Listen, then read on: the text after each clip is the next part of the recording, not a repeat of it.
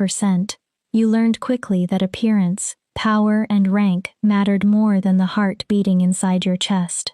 You learned that mercy could disappear the moment you became inconvenient. And Ember had always been different. When other young wolves completed their first transformations, they emerged carrying unmistakable scents: pine, earth, wild honey, storm. Their scents announced what they were, where they belonged, and how much power they carried.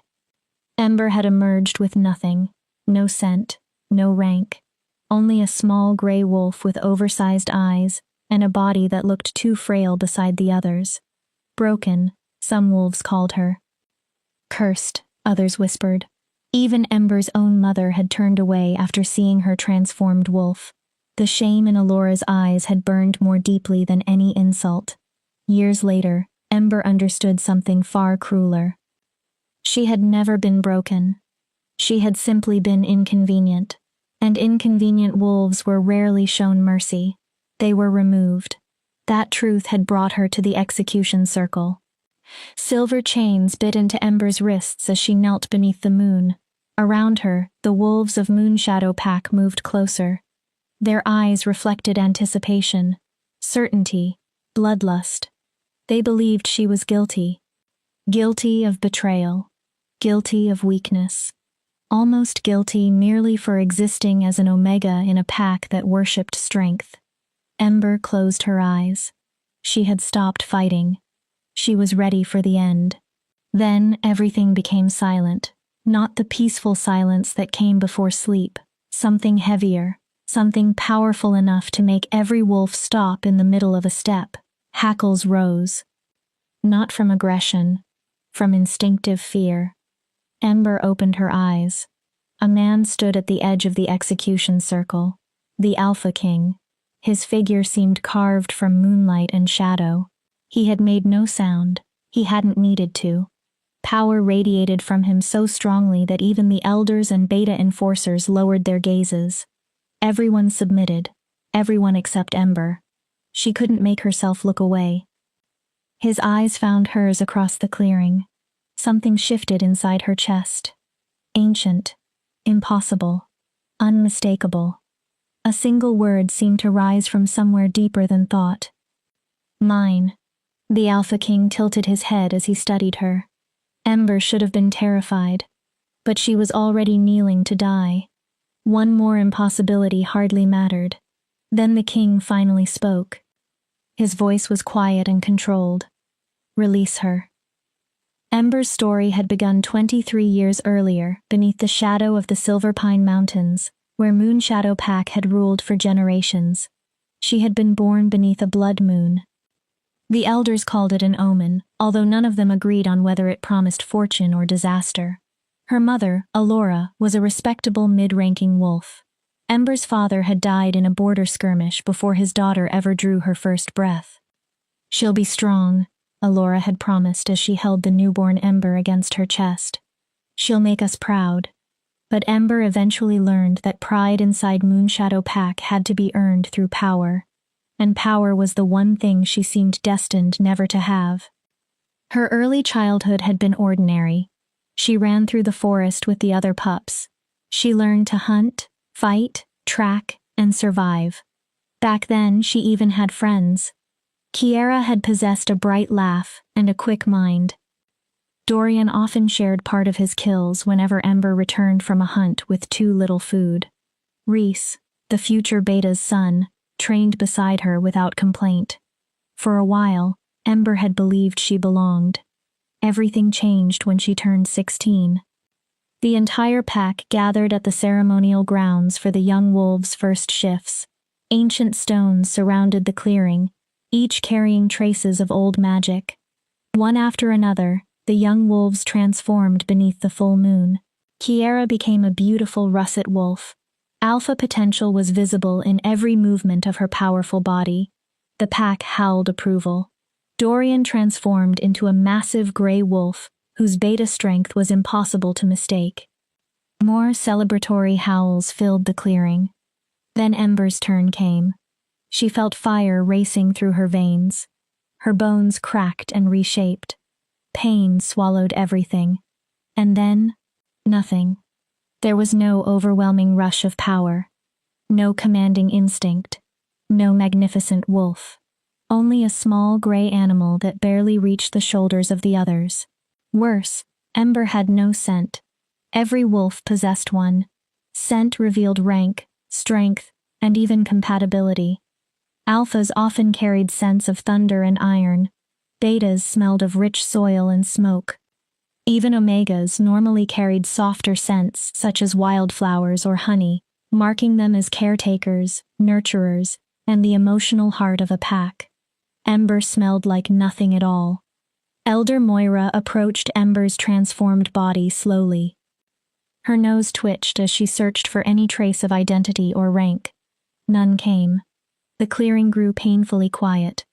At last, Moira spoke. No rank, no scent. The moon has rejected this one. The howls that followed were not celebratory. They sounded like mourning. Ember looked toward Alora. She wanted her mother to comfort her, to say the elders were wrong, to promise that she still belonged. Instead, Alora turned away. Her shoulders folded beneath shame. That night, Ember learned what true loneliness felt like. The following years became a long lesson in survival. Because she had no rank, Ember occupied an uncomfortable space inside the pack. Moonshadow did not exile her. Every wolf was useful for labor, and numbers mattered. But they never truly accepted her either. She received the worst work. She cleaned waste. She prepared dead wolves for burial. She repaired torn clothing, broken equipment, and tools no one else wanted to touch. Her home was a small hovel near the edge of the territory, far from the communal dens where families ate together, laughed together, and loved one another. Ember ate last. Sometimes nothing remained. She learned to speak only when someone addressed her first. Even then, most wolves barely listened. Kiera became one of Moonshadow's most promising young alphas. Whenever she passed Ember in the village, she often looked through her as though their childhood had never happened. Dorian took a powerful beta female as his mate and started a family. He stopped acknowledging that he and Ember had ever been friends. Only Reese remained complicated. He grew into the beta heir, second in authority, only to Alpha Garrett. Strong, handsome, respected. Everything an unmated wolf was supposed to want. And for reasons Ember could never completely understand, Reese continued noticing her. Once he found her scrubbing blood from the butchering stones. "You don't have to live this way," Reese told her. "I could talk to my father. Maybe I could get you assigned better work." Ember looked at the pity in his eyes. Something inside her shrank. "I don't need your charity, Reese. It isn't charity. He hesitated. "You deserve better." But Reese never actually challenged his father. He never confronted the pack. He never openly defended her. His kindness consisted of words and lingering looks. Nothing more. Still, Ember had been foolish enough to hope. Somewhere inside her, she imagined that perhaps she could matter to someone after all. That hope died 3 months before her execution. Moonshadow Pack gathered for the spring celebration, honoring the first successful hunt of the season and the couples who had pledged themselves as mates. The night was filled with music, dancing, and howls beneath the stars. Ember attended only because staying away would have been considered disrespectful. She stood at the back, trying to disappear. Then Reese walked forward. The crowd became quiet. "I've chosen my mate," he announced. Ember's heart stumbled. Earlier that evening, Reese had looked at her once. For a moment, she thought she saw regret in his eyes. "Kiera Nightshade," Reese continued. "Alpha-born, strong, worthy. She has agreed to stand beside me." The pack erupted into celebration. Kiera stepped forward, radiant with pride. Reese wrapped an arm around her. Something cracked inside Ember.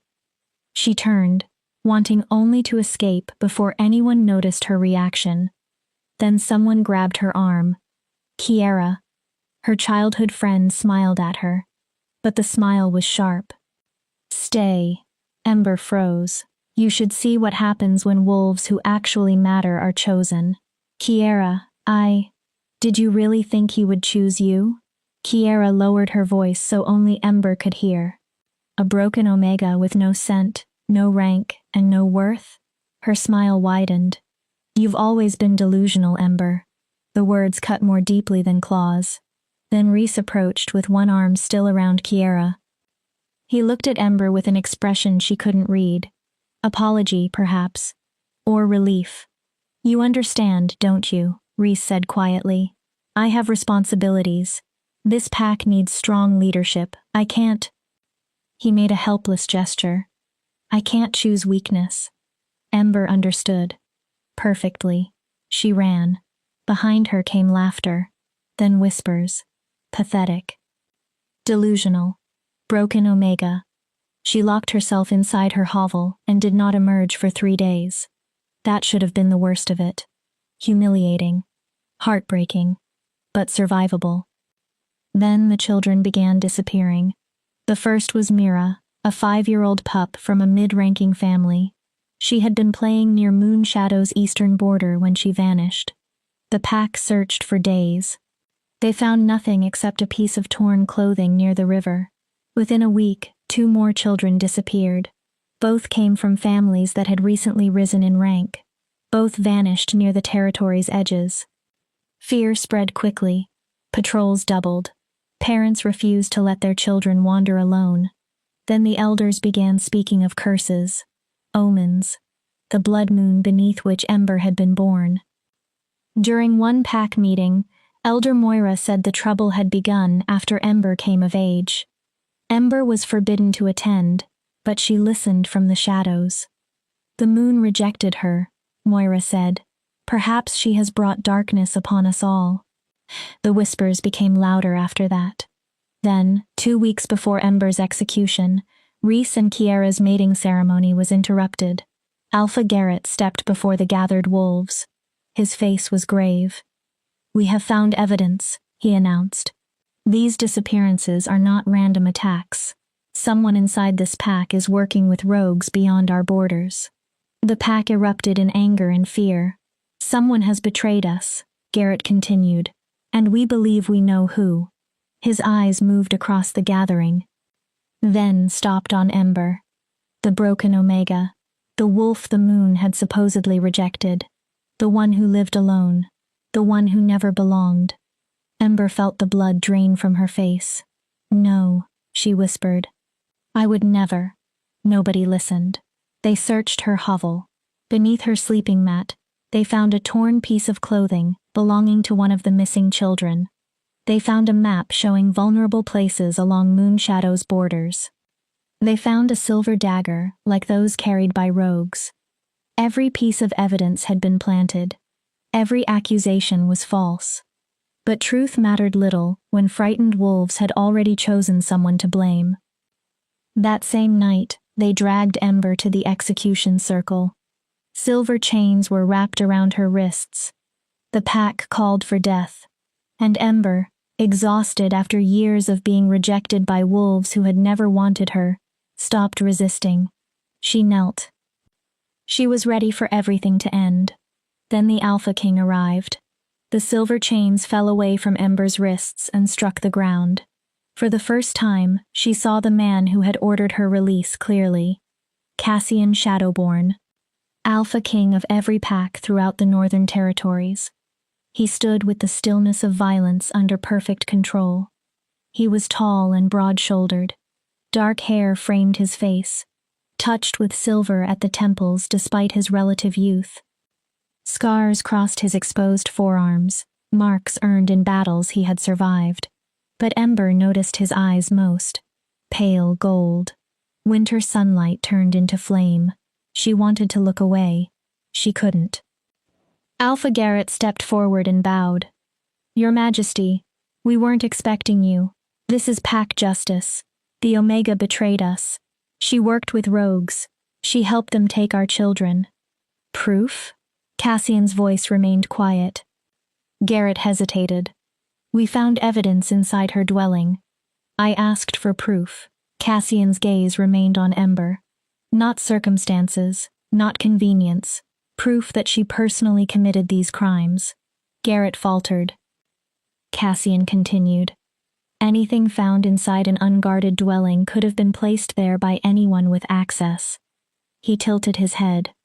Tell me, Alpha Garrett, does this Omega possess enough strength to challenge your guards? Garrett said nothing. Could she overpower your patrols? Still nothing. Could she organize with rogues who would be more likely to kill a lone wolf than cooperate with one? Silence filled the clearing.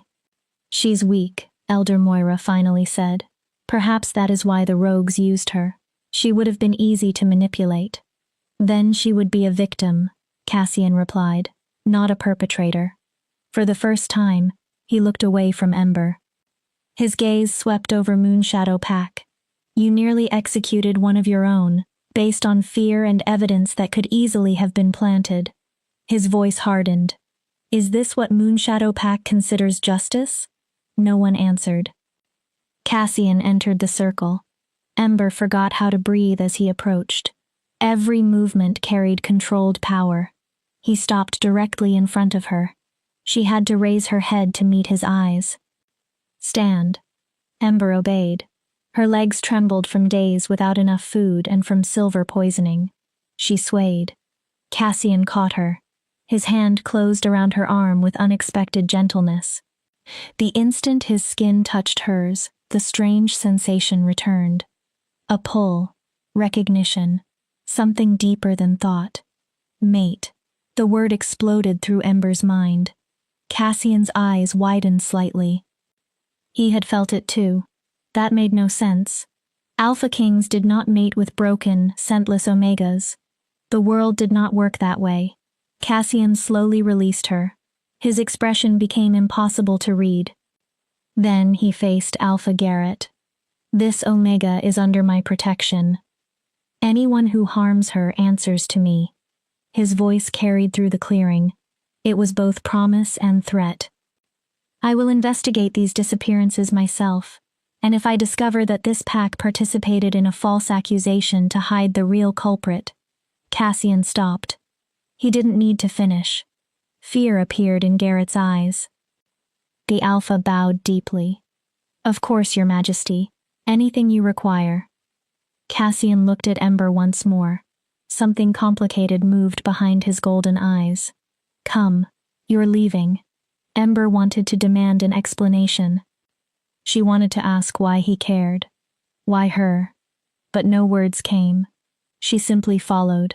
She walked away from the wolves who had condemned her, and into the darkness beside the most powerful Alpha in the Northern Territories. Behind them, Moonshadow Pack watched in stunned silence. Their rejected Omega had been led away by the Alpha King himself. At the edge of the clearing, hidden inside the shadows, someone smiled. The game had only begun. Chapter 2. The Alpha King's Mercy. Cassian's temporary camp stood roughly a mile north of Moonshadow territory, hidden within a grove of ancient oak trees. Ember followed him in silence. Her bare feet bled against the rocky ground. Silver poison still made her body shake. She wanted to ask where he was taking her, what he expected from her, why he had saved her. But every question died before reaching her mouth. Alpha Kings did not rescue broken Omegas. Most barely noticed them. Yet Ember was walking behind Cassian Shadowborn through the night. The camp emerged between the trees. A dozen tents stood in an exact circle. Guards occupied carefully chosen positions. A low fire burned at the center. Every wolf moved with military discipline. Their strength made Ember's wolf retreat instinctively. These were members of the King's Guard. Elite warriors selected from packs across the Northern Territories.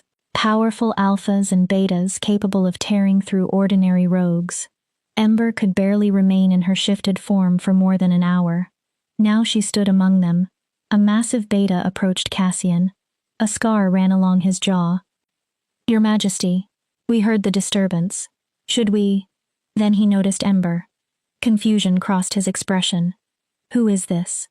A guest, Cassian answered. He looked at the beta. Thorn. Prepare the medical tent. She has silver poisoning. Thorn's eyebrows lifted slightly, but he bowed. At once, Your Majesty.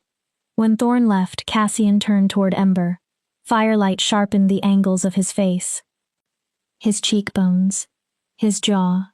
But Ember remained trapped by those golden eyes. You're safe here, Cassian said. No one will hurt you. At last Ember found her voice. Why? Cassian studied her. Why what? Why did you save me? Why bring me here? Why any of this? She gestured toward the camp and then toward herself. I'm nothing. I have no rank, no scent, no worth. You're the Alpha King. None of this makes sense. Cassian watched her for several seconds. When I entered that clearing and saw you kneeling there, do you know what I felt? Ember shook her head. Rage. His voice was soft. The words still carried the weight of thunder. Not at you, at them. At a pack so poisoned by hierarchy that it was willing to execute one of its own without a proper investigation, without a trial, without mercy. He stepped closer. Ember's breath caught. You want to know why I saved you? His eyes held hers. The better question is why no one else did. The words struck harder than she expected. Years of isolation. Humiliation. Being treated as less than everyone around her. And a stranger, a king, was the first wolf who had ever asked why she deserved any of it. Heat gathered painfully behind Ember's eyes. She forced it back. The medical tent is ready, Your Majesty, Thorn called. Cassian nodded. Go, let them treat you. We'll speak again tomorrow. Ember remained still. I don't understand what's happening. Neither do I. For 1 second, vulnerability slipped through Cassian's expression. But we'll understand it together. Then he walked toward the largest tent. Ember entered the medical tent. It smelled of herbs and clean linen. The scents were so unfamiliar after years inside her crude hovel that her instincts nearly made her retreat. A young woman with gentle eyes motioned toward a cot. She carried herself like a high-ranking beta. Please sit. I'm Lyra, the king's healer. Her voice was calm and professional. I need to treat the burns. Ember sat and extended her arms. The skin beneath the silver chains was blistered and torn. In several places, the metal had burned deeply into the flesh. The injuries should have hurt more. Perhaps Ember had simply become numb. Lyra cleaned the wounds and covered them with salves smelling of moonflower and wintergreen. Cool relief spread through Ember's arms. You were fortunate, Lyra said. Ember almost laughed. Another hour wearing those chains and some of the damage might have been permanent. You could have lost movement in your hands. Fortunate, Ember repeated. Yes, that describes my life perfectly. Lyra paused. The king doesn't rescue people without reason. Whatever happened tonight, whatever brought you here, it matters. It means I'm useful to whatever game he's playing. Lyra gave her a small smile. You really don't know Cassian Shadowborn. Ember said nothing. He doesn't play games. He doesn't turn people into pawns. If he brought you here, then he believes you deserve protection. Lyra tightened the final bandage. That matters. Ember wanted to argue. Kings always had motives. Power always had a price. But she was exhausted, tired of surviving. Tired of wondering why everyone seemed to believe she deserved nothing. Rest, Lyra said. You're safe. Whatever happens tomorrow, at least you aren't waiting for execution. The standard was painfully low. But Ember supposed Lyra was right. She lay on the cot. Real bedding softened beneath her. She hadn't slept somewhere so comfortable in years. Outside, the camp settled into night. Guards changed positions. The central fire crackled. Quiet voices drifted between tents. And for the first time Ember could remember, she felt something almost resembling peace. The feeling frightened her. She woke to shouting. Ember sat upright. Her heart pounded. Dawn light filtered through the tent. Outside, 2 voices argued. This is absurd. You cannot possibly believe. I don't believe, Thorn. I know. Cassian. Cold. commanding, and I do not need to defend my decisions to you or anyone else. Your Majesty, please, be reasonable. She is an Omega, not merely an Omega, a broken one. No rank, no scent. No. Enough. The single word silenced the camp. Question me again and you will lose your rank and return to your pack in disgrace. Ember moved carefully toward the tent opening. Cassian stood at the center of camp. His entire body was rigid with controlled fury. Thorn knelt before him. The other guards watched without expression. She stays, Cassian said. She is under my protection. His voice dropped. If anyone disagrees, challenge me yourself. No one moved. Cassian looked toward the medical tent. For one instant, his eyes met Ember's. She saw determination, and beneath it, something that almost looked like desperation. Then Cassian turned and walked away. Thorn rose slowly and headed in the opposite direction. Ember retreated into the tent. Of course they didn't want her there. She was an outsider. Weak. A political liability. Yet Cassian was defending her. Why? What could he possibly want?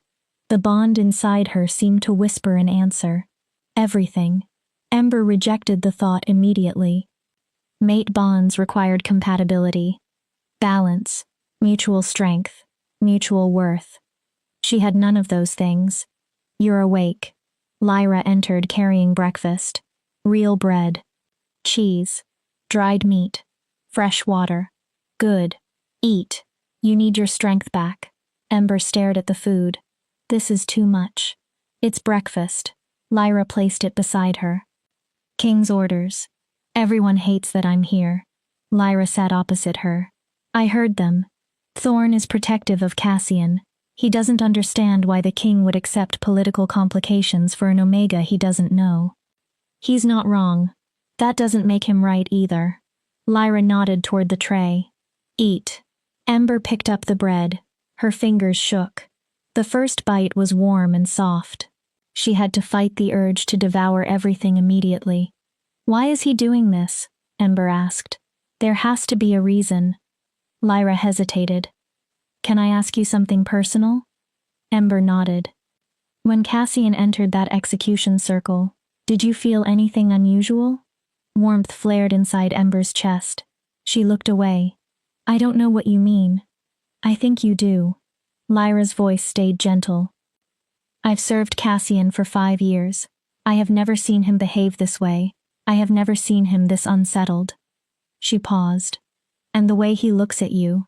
He feels sorry for me. Cassian Shadowborn does not do pity. The tent opened before Ember could answer. Cassian entered. Lyra bowed and left immediately. Suddenly the tent seemed far too small. Cassian looked tired. Darkness shadowed the skin beneath his eyes. Tension tightened his shoulders. We need to talk. Ember put the food down. About what? What happened in the clearing? Cassian folded his arms. What you felt. What I felt. He leaned against the center support. Don't lie to me. I can hear your heartbeat. His eyes locked on hers. You felt the mate bond. Ember clenched her hands. It isn't real. Cassian's expression changed. What? It cannot be real. Her voice strengthened. Mate bonds don't happen like this. They require compatibility, balance, strength. I have nothing to offer you. No rank. No power. No political value. She swallowed. This has to be a mistake. Cassian walked closer and crouched until his eyes were level with hers. Do you know how many potential mates I've met during my 30 years? Ember stayed silent. Hundreds. Alphas from nearly every territory. Women selected for bloodline, political alliances, power, and genetics. His gaze burned. I felt nothing. He leaned slightly closer. Then I walk into a clearing and see a bleeding Omega kneeling for execution, and the bond strikes hard enough to stop my heart. Ember could barely breathe. You cannot want this. Her voice weakened. You cannot want me. I don't know exactly what I want yet, Cassian admitted, but I know what I felt. His voice lowered. And I know that watching them kill you would have torn something essential out of me. He slowly reached toward her, giving her time to move away. Ember didn't. Cassian brushed a strand of hair from her cheek. Electric warmth raced over her skin. You're my mate, Ember. Impossible or not, convenient or not, you are mine. His expression hardened with quiet certainty. And I protect what is mine. Tears burned Ember's eyes. She had spent years believing she was worthless. Now the most powerful alpha in the territories was claiming her. It felt less like salvation than a beautiful trap. I don't know how to be someone's mate. Her voice broke. I barely know how to be a wolf anymore. Then we learned together. Cassian stood and offered his hand. And we start by discovering who actually took those children, and who framed you. His eyes sharpened. Someone inside Moonshadow wanted you dead, Ember. He extended his hand farther. I intend to discover why. Ember stared at it. Scarred, powerful, steady. A hand capable of terrible violence. A hand that had saved her. Slowly, she placed her fingers inside his. The bond flared between them. For the first time in her life, Ember wondered whether she might actually possess value, even if she couldn't yet understand it. Outside the camp, someone watched from between the trees. Cold eyes followed the Alpha King's tent. The Omega had survived. Unexpected, but manageable. The Watcher smiled and disappeared into the forest. The next stage could begin. Chapter 3: Shadows and Secrets. The investigation began at dawn. Cassian gathered his most trusted guards inside the command tent. Maps and reports covered the tables. The lingering scent of strong coffee filled the air. Ember stood awkwardly near the edge. She was the only Omega surrounded by powerful alphas and high-ranking betas. Thorn stood opposite her. His face remained controlled, but tension in his posture made his distrust obvious. Beside Thorn stood Dakota, a tall, lean alpha with silver streaks in her hair and sharp green eyes. Next to Dakota was Finn, a young beta barely into his 20s, who already carried a warrior's scars. Cassian spread a detailed map of Moonshadow territory across the table. 3 children disappeared during the past month. Mira Ashwood, 5 years old. Twins Jace and Lila Thornhart, 7. He pointed toward the Eastern Territory. All 3 disappeared near this border. Dakota studied the map. All 3 belonged to families recently promoted in rank. That suggests deliberate selection. A grudge against rising families, she continued, or an attempt to destabilize Moonshadow's hierarchy. Or someone knew those families would be distracted by their new positions, Finn added, celebrating instead of watching for danger. Cassian nodded. The evidence placed inside Ember's home was crude: Mira's torn clothing, a map of patrol routes, a rogue silver dagger. He looked around the table. Too crude. His finger tapped the map. Too obvious. Whoever framed her wanted Moonshadow to blame Ember before anyone examined the evidence properly. Thorn glanced toward her. Why? His suspicion remained. What makes her important? She's an Omega. Killing her would barely matter politically. Exactly, Cassian answered. His voice became quiet. She was the perfect target, isolated, powerless, rejected by her own pack. He looked directly at Thorn. Who would question her guilt? No one answered. Who would defend her? Again, silence. Ember wrapped her arms around herself. Even while Cassian defended her, she could feel everyone judging her. She wanted to help, but she knew nothing about investigations, nothing about strategy. Then a memory surfaced. The eastern border. Every wolf looked at her. Cassian raised one eyebrow. What about it? Ember swallowed. That's where Moonshadow assigned me to work. I spent months clearing fallen trees, maintaining boundary markers, checking old silver traps. Thorn frowned. And? I saw things. Ember moved toward the map.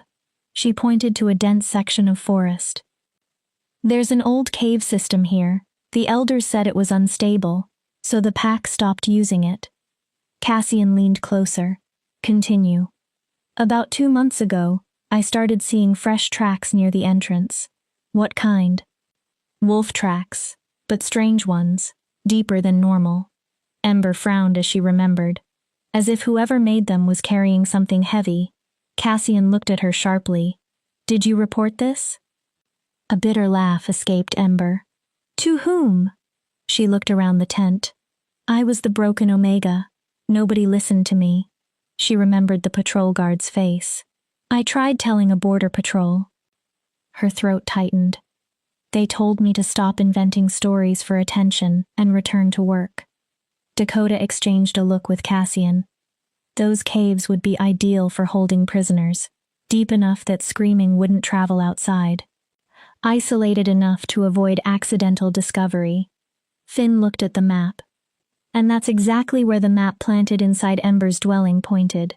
His expression sharpened. Whoever framed her might have accidentally given us a genuine lead.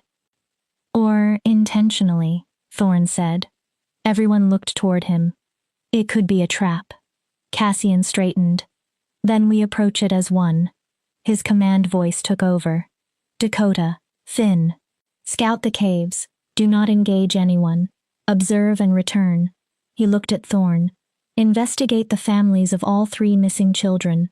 Find out who knew their schedules, routines, and movements. Thorne nodded. And you, Your Majesty? I'm returning to Moonshadow. Cassian's jaw tightened. Alpha Garrett and I need to discuss his definition of an investigation. I'm coming. The words escaped Ember before she reconsidered. The tent fell silent. Cassian slowly faced her. Ember. They tried to kill me. She heard unexpected steel in her own voice. They declared me guilty without a trial, without evidence, without allowing me to defend myself. She held Cassian's gaze. If you're confronting them about what happened, I have a right to be there. It's dangerous. Cassian sounded less certain than the words suggested. I have lived with danger my entire life. Ember didn't look away. This danger is simply easier to see. She pointed toward the map.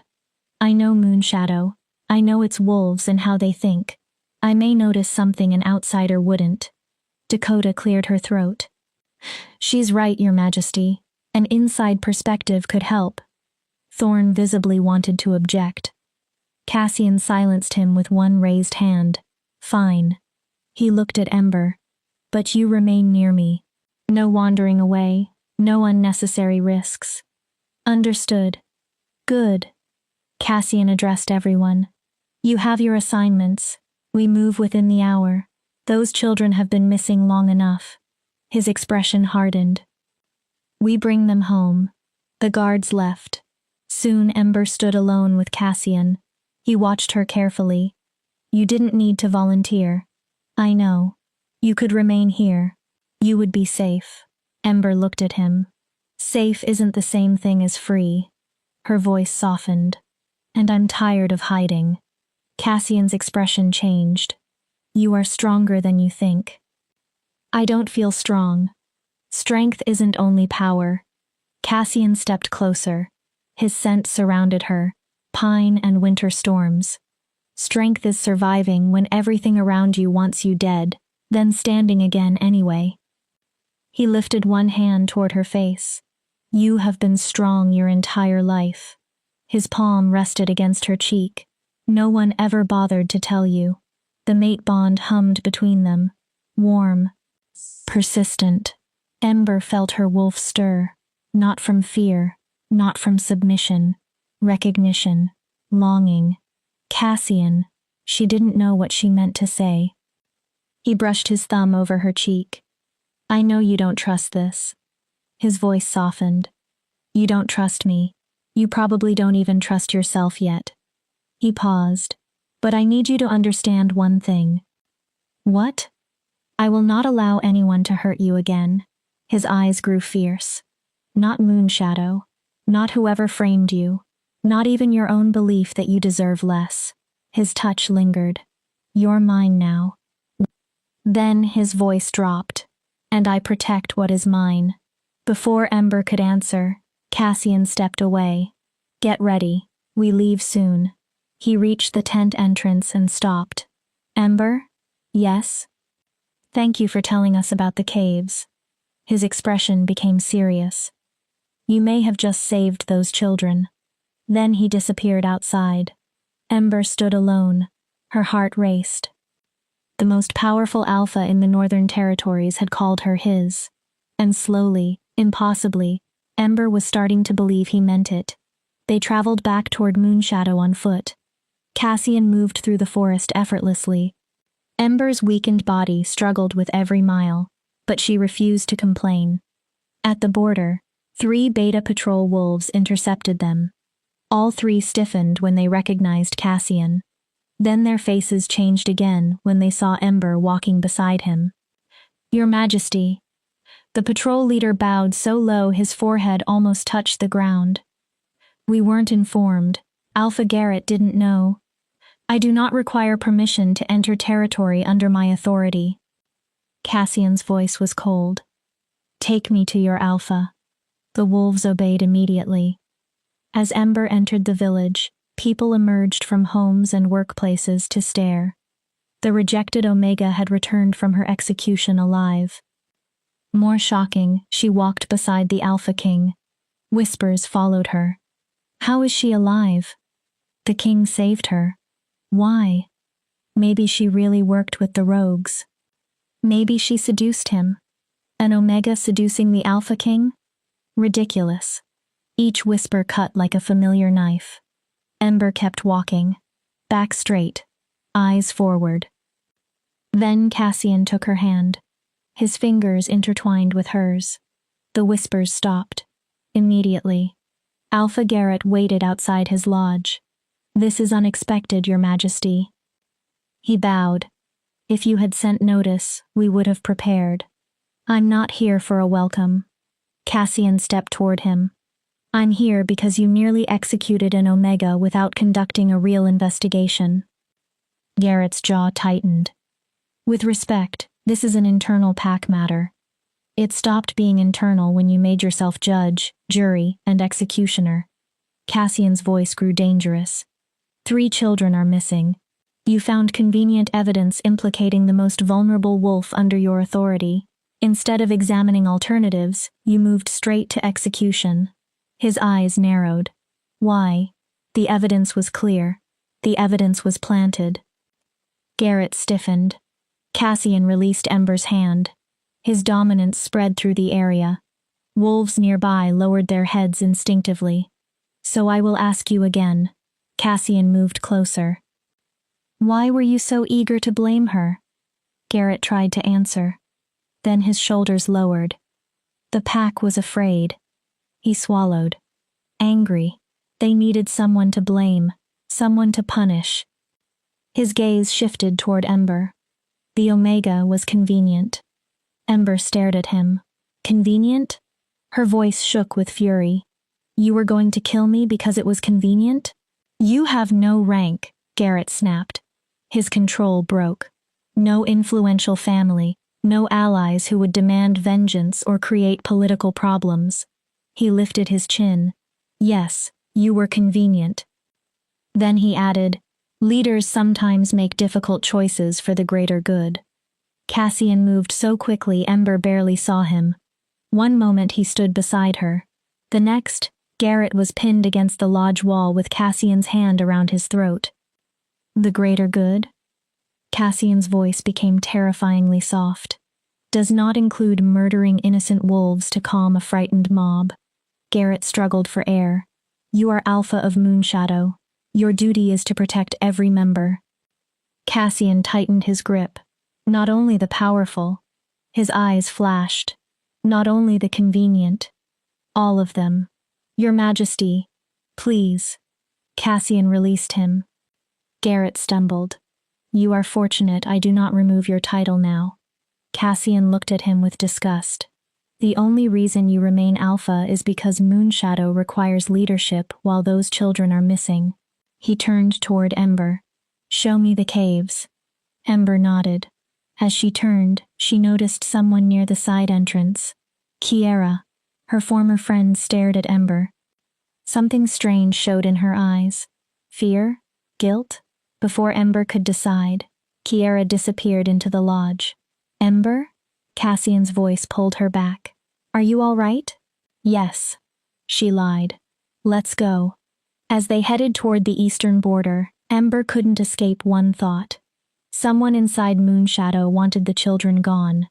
Someone wanted Ember dead. And she was beginning to believe the two things were connected. The question was why, and who.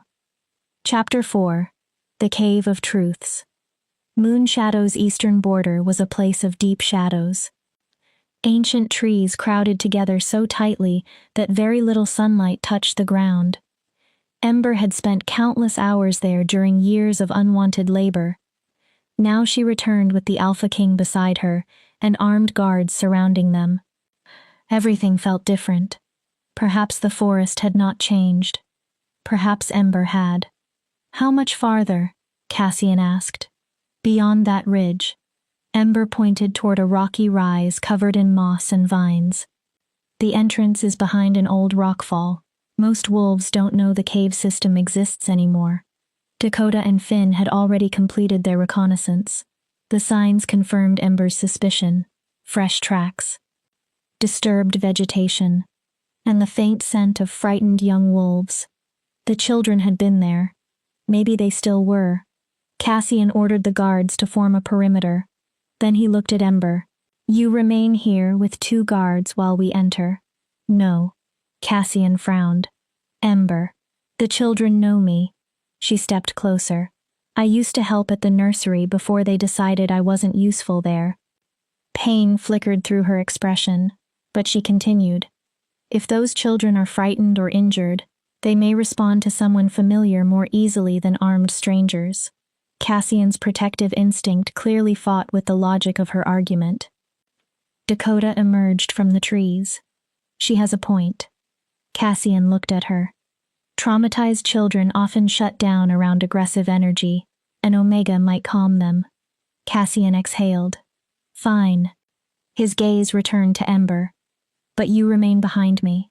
If I order you to run, you run. No argument? None. Ember nodded. They approached the hidden opening. From a distance, the rockfall looked natural. Up close, Ember could see that someone had arranged parts of it deliberately, leaving an opening large enough for a wolf to pass while keeping it hidden from anyone walking nearby.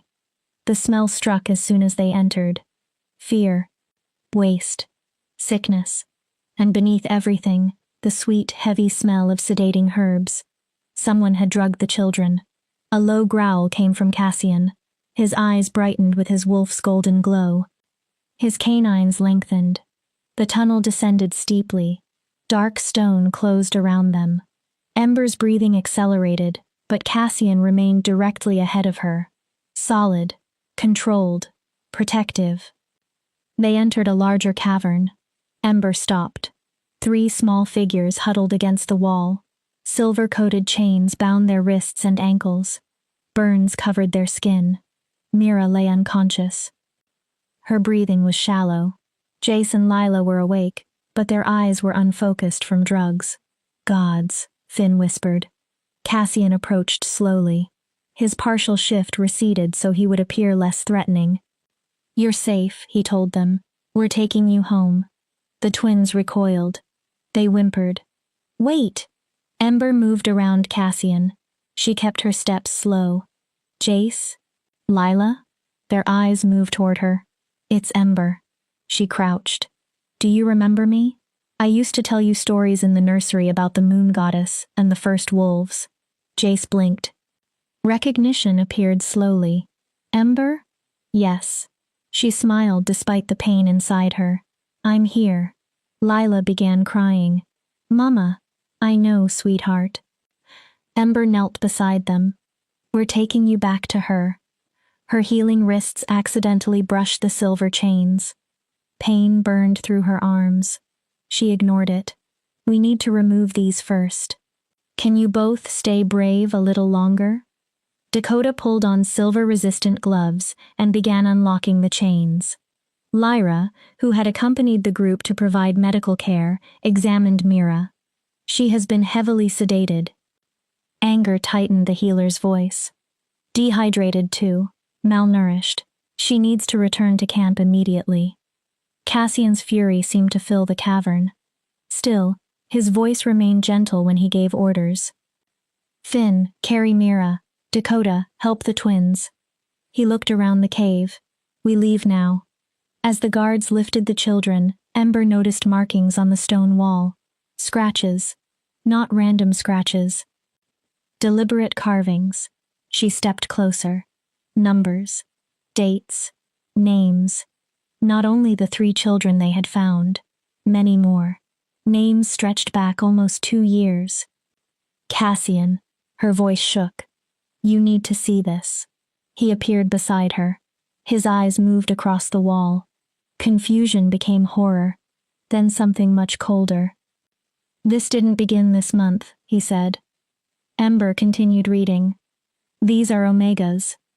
Her finger followed the names. And low-ranking pups. Children whose disappearance would draw less attention. Families without enough influence to force serious investigations. Dakota stepped closer. This is organized. Her voice was cold. Someone has been taking children from Moonshadow for years. Finn stared at the names. But why would anyone? Then, realization hit him. His face paled. The slave networks. Ember's stomach turned. Rogue trafficking networks were whispered about throughout Wolf Society. Criminal organizations dealing in weapons, territory, and people.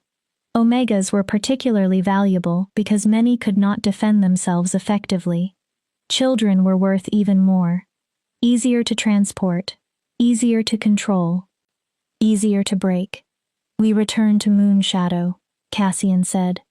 His voice had become deadly calm. Garrett has questions to answer. He looked once more at the names. And if he is involved. The unfinished threat was enough. They left the cavern. The rescued children were wrapped in blankets and carried by the guards. Ember's thoughts raced. Whoever had organized this possessed authority. Enough authority to approach children without causing suspicion. Enough power to conceal disappearances. Perhaps an alpha, perhaps a beta. When they emerged into the fading afternoon, someone was waiting. Reese. 3 beta wolves from Moonshadow's inner circle stood behind him. Your Majesty. Reese bowed. Alpha Garrett sent us to help. We heard you found the children. Cassian stared at him. How convenient. Reese stiffened. You arrive exactly when we're leaving. Cassian's gaze shifted toward the betas. And how interesting that Garrett knew exactly where to send you. The pack has searched this region for weeks. Reese answered. When scouts reported your people moving this direction, we assumed. You assumed we needed assistance? Dakota cut in.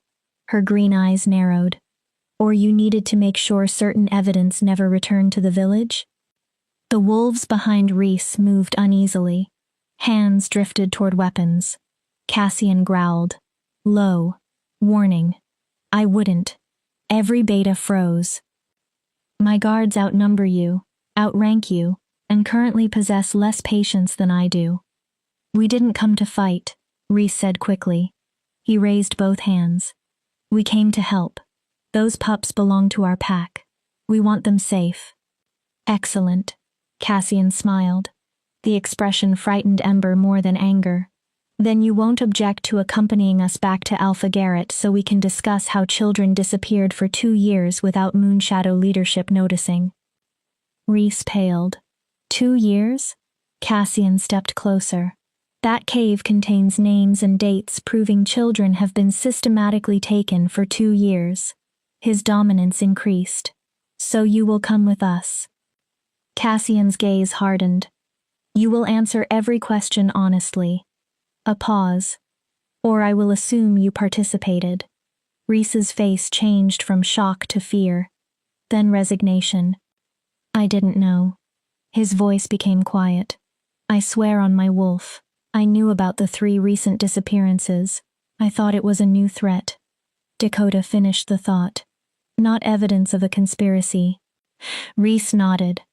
The return journey was tense. The King's Guard protected the rescued children.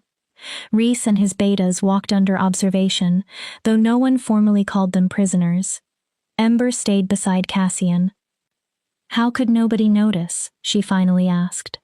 Cassian looked at her. How could children disappear for years without anyone caring? Because they were the wrong children. Disgust filled his voice. Low-ranking, powerless, easy for wolves like Garrett to consider expendable. His hand found Ember's. The way they considered you expendable. Ember's throat tightened. If you hadn't come that night. But I did. Cassian tightened his fingers around hers. And now we make sure no one is considered expendable again. Night had fallen when they reached the village. Moonshadow Pack crowded into the central square. Parents pushed through the crowd. When they saw their children alive, cries of relief filled the darkness. But fear quickly followed. Something far larger was wrong. Alpha Garrett stood on the lodge steps. His face remained composed. His eyes did not. Ember saw calculation there. He was already preparing an explanation. Cassian gave him no opportunity. Gather your council. His command echoed across the square. Every elder, every beta with authority, every wolf who can access pack records, finances, patrol routes, or territory assignments. Garrett stiffened. We are holding a trial tonight. Your Majesty, perhaps morning would be more appropriate. Give everyone time to... Tonight.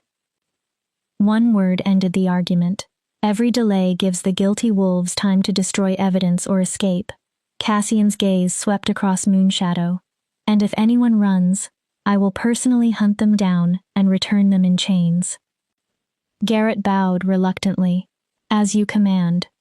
As wolves scattered to obey, Cassian leaned toward Ember. Stay near me. Why? We're about to tear apart everything this pack believes about itself. His eyes moved toward the lodge. Whoever is responsible will become desperate. I'm not afraid. Cassian gave her a small, knowing smile. You should be. Then he looked toward Moonshadow's leaders gathering inside. Because I suspect the monster we're hunting was never hiding in the darkness. His expression turned cold. It has been standing in plain sight. Chapter 5. The Trial of Wolves. Moonshadow's lodge became a courtroom. Long tables formed a wide U.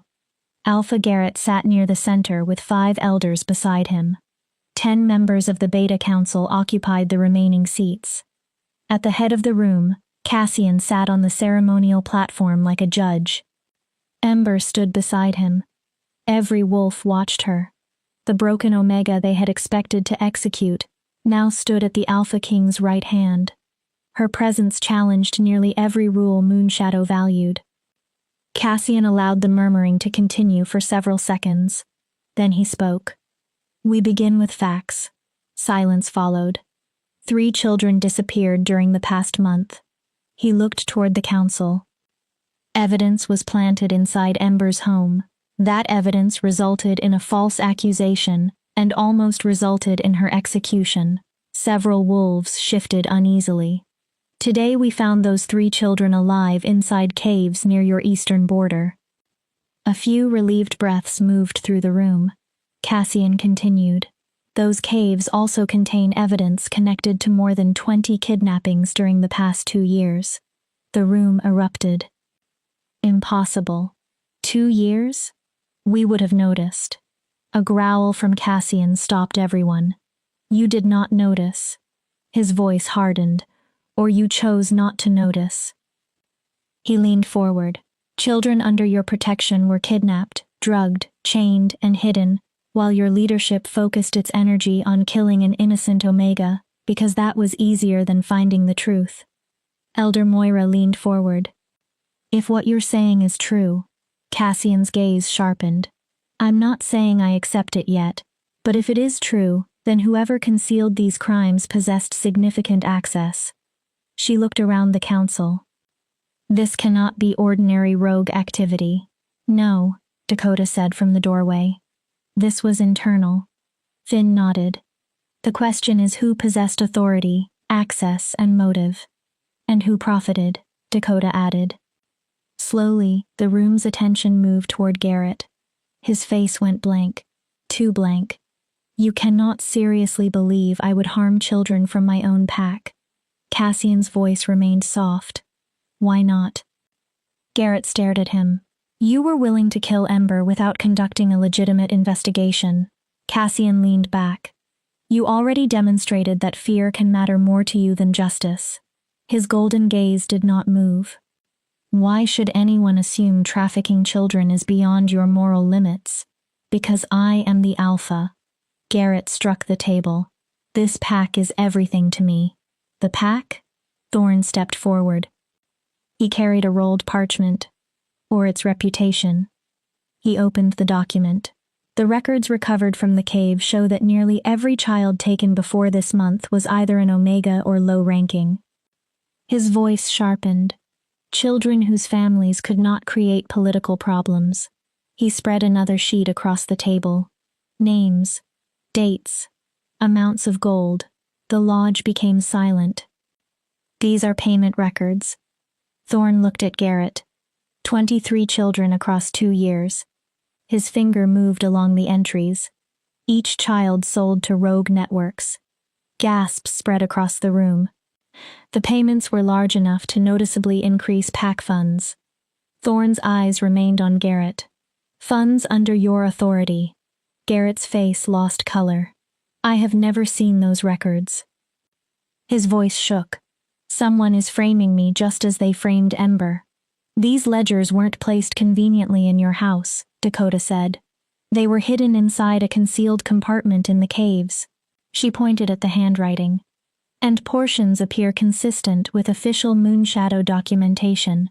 Several council members looked at one another. Elder Moira slowly stood. If this is true, Garrett. Her voice trembled. If you sold children belonging to this pack, I didn't. Garrett slammed both hands against the table. Yes, I knew some children had vanished. Ember stared at him. Yes, I allowed investigations involving lower-ranking families to become less important than other pack matters. His voice became desperate. But I never sold anyone. He looked at Cassian. Someone else is doing this. Someone wants to destroy me. Then name them. Cassian's command landed heavily. Who else can access pack finances? No answer. Who has territory records? Silence. Who can travel throughout Moonshadow without being questioned? The room seemed to contract. Then Reese spoke. The Beta Council. Everyone turned toward him. We all have access. His voice remained quiet. Any one of us could have done it. 10 pairs of eyes shifted. Some angry, some frightened. A stocky beta named Garrick stood. You accuse us? He glared at Reese. I've served Moonshadow for 30 years. Then his face changed. My daughter. He stopped. My Sarah disappeared months ago. His voice broke. We thought she had run away with a rogue male. He looked toward Thorn. You're telling me she could have been taken?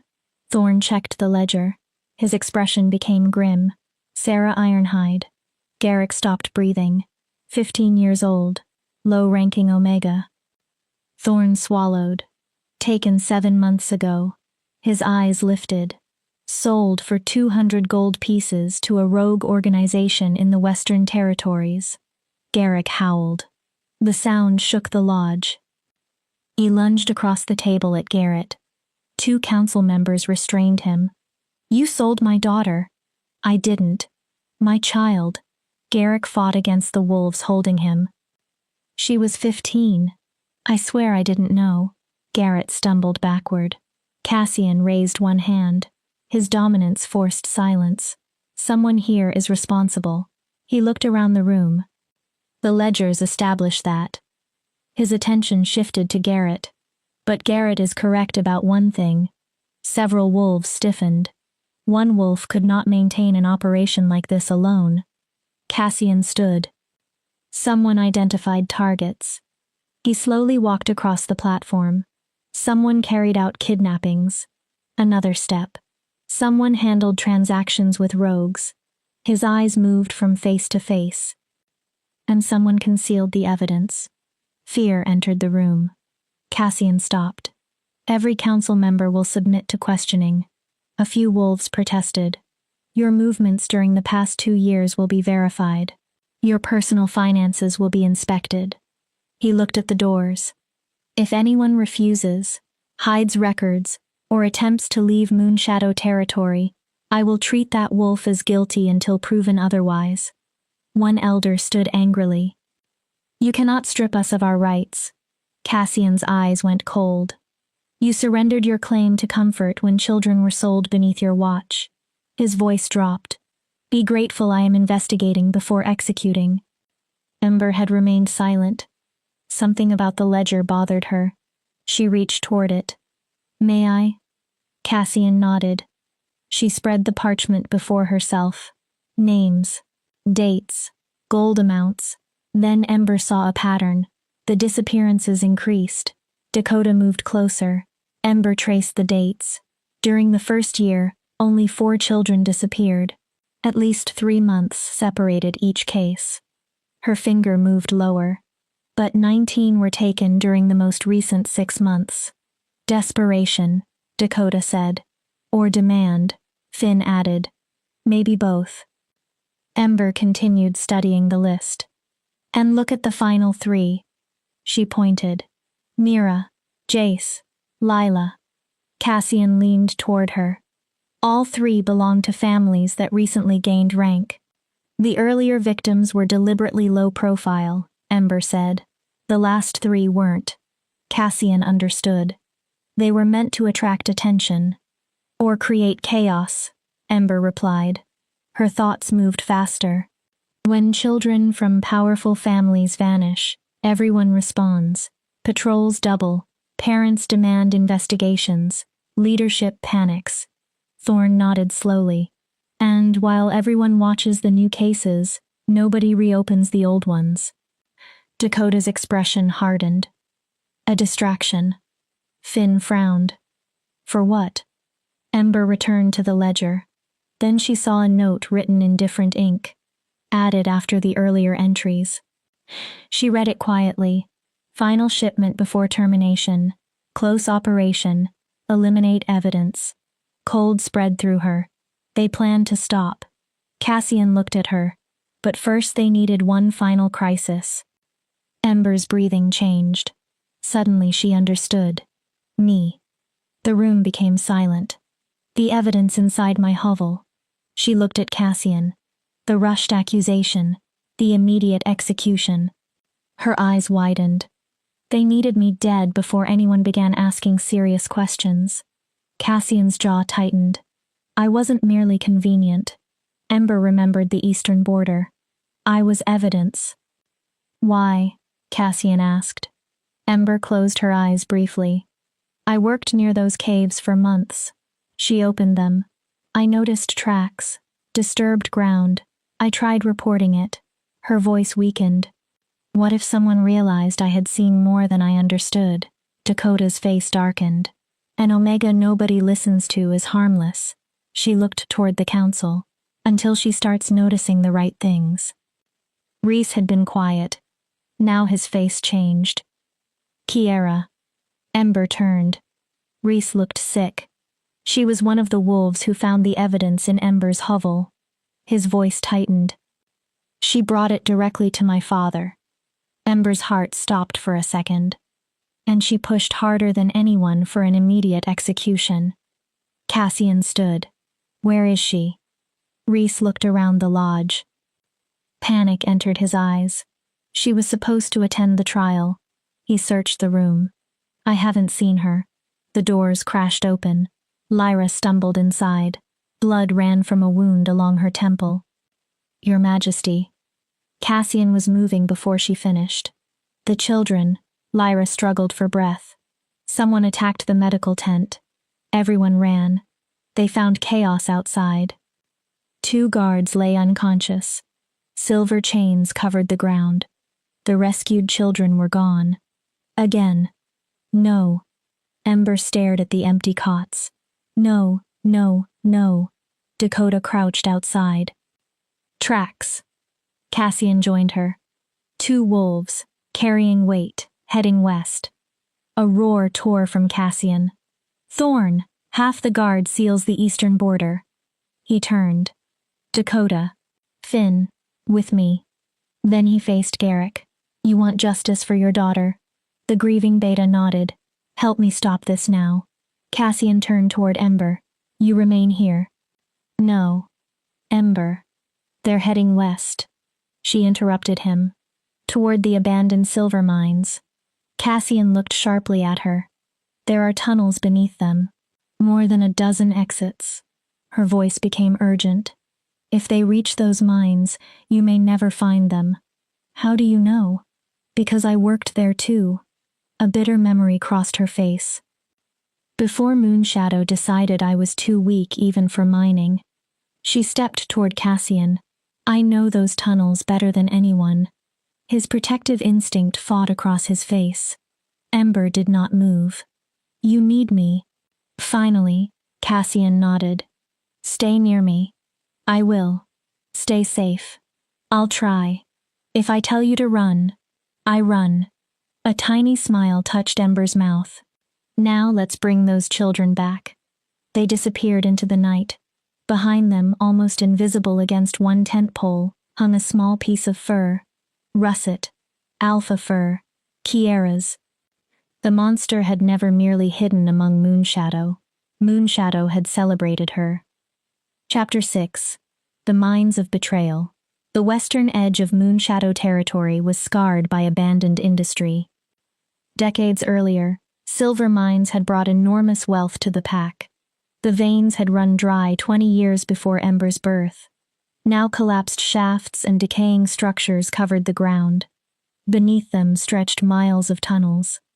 A perfect place to disappear, or a perfect place for a trap. Ember led the hunting group through the darkness.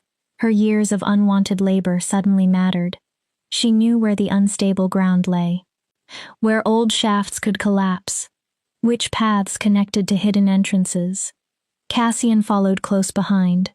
His partial shift showed beneath his skin, violence barely contained. Dakota and Finn moved near them.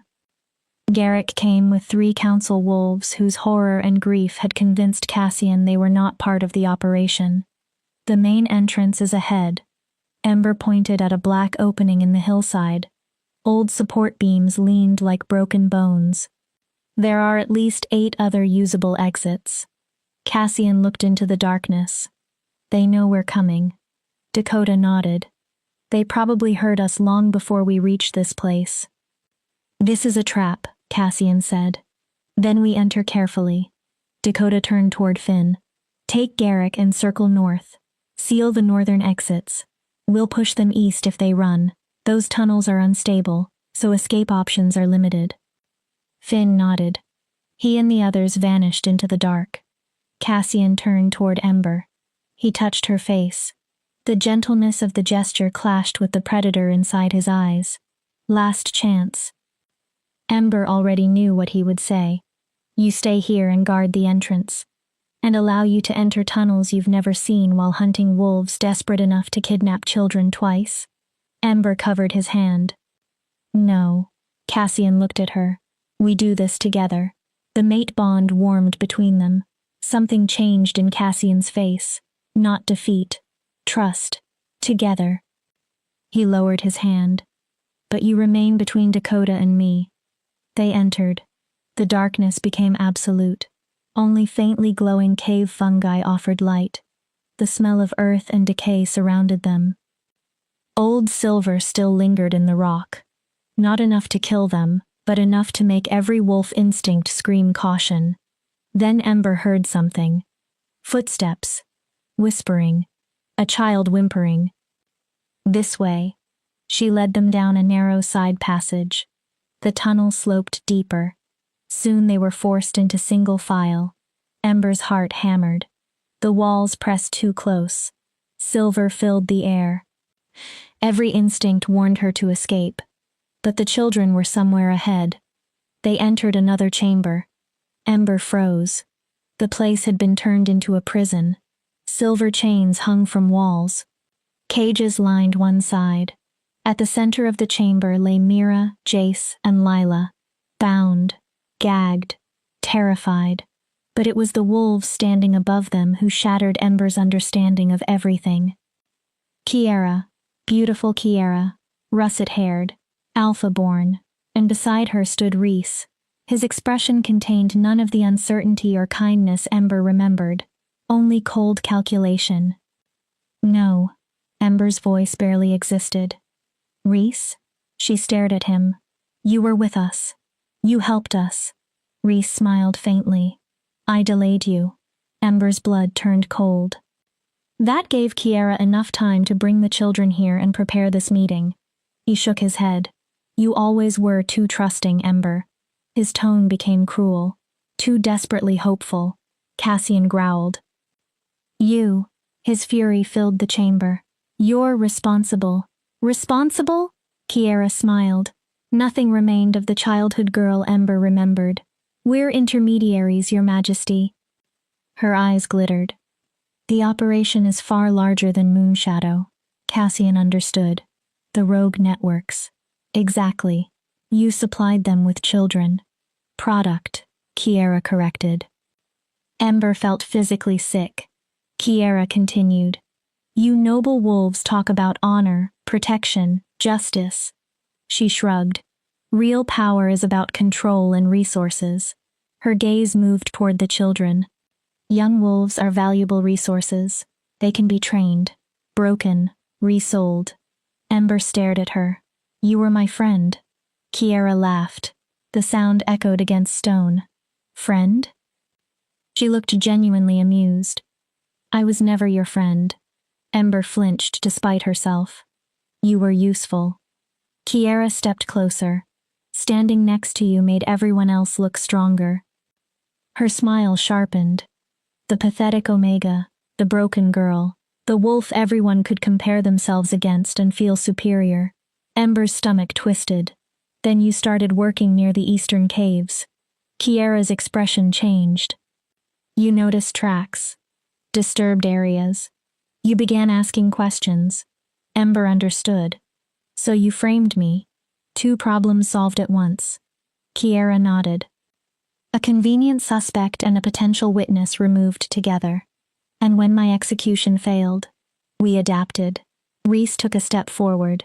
We knew taking the children again would bring the king after us. His eyes moved toward Cassian. You both wanted to be heroes so badly. Ember looked at the children. You used them as bait.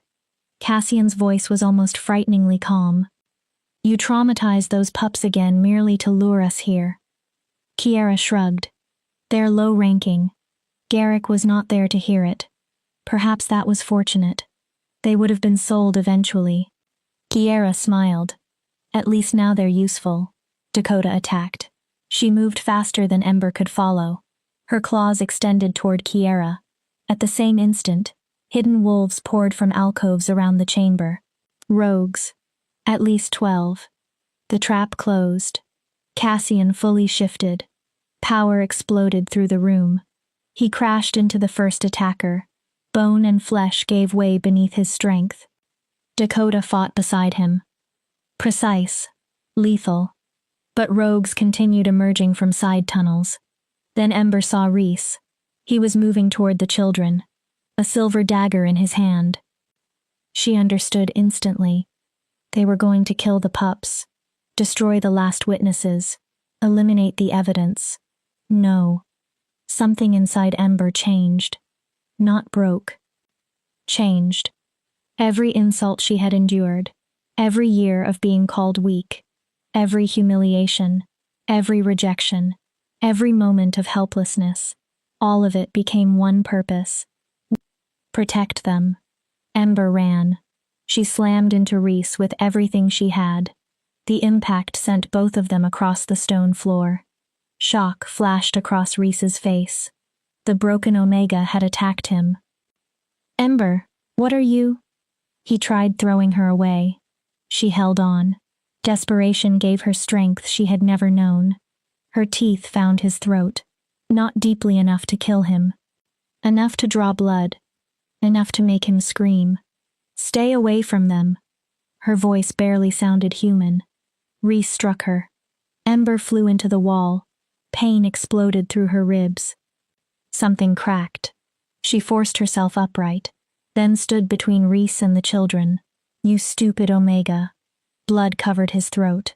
You think one brave act changes anything? He took another step. You're still nothing. Ember remained between him and the pups, still weak. Cassian roared. The sound shook dust from the ceiling. He had seen Rhys strike Ember. Whatever restraint remained inside the Alpha King disappeared. Cassian tore through the rogues in front of him. Kiera saw the battle turning. She transformed. Her russet wolf was magnificent. Powerful. Then she ran. Coward! Garrick's voice echoed from one of the tunnels. He had reached them from another entrance. He chased Kiera. 2 council wolves followed. The remaining rogues began fleeing. Those who stayed were overwhelmed by Cassian and Dakota. Rhys tried to escape after Kiera. Dakota caught his leg. She dragged him back across the stone floor. Ember ignored the battle. She crawled toward the children. Her ribs screamed with every movement. Her hands shook as she worked at their restraints. Mira began waking. It's all right, Ember whispered. You're safe. The little girl blinked.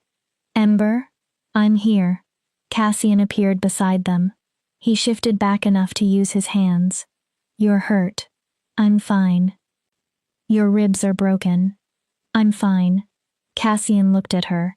Whatever he saw convinced him not to argue. Together they removed the remaining restraints. Dakota produced blankets and wrapped the children. Soon Garrick returned. He dragged an unconscious Kiera in wolf form by the scruff. The other council members brought 2 captured rogues. The others? Cassian asked. Dead or escaped? Garrick's breathing remained heavy. But we have 3 prisoners. Rhys knelt under silver restraints. Blood still ran from Ember's bite. Without his authority and arrogance, he suddenly looked smaller, cornered. You're going to kill me, Rhys said. Eventually, Cassian answered. Rhys stared at him. But first, you will tell me everything. Cassian crouched.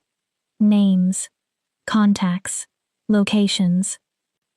Every detail of the trafficking network operating across my territories.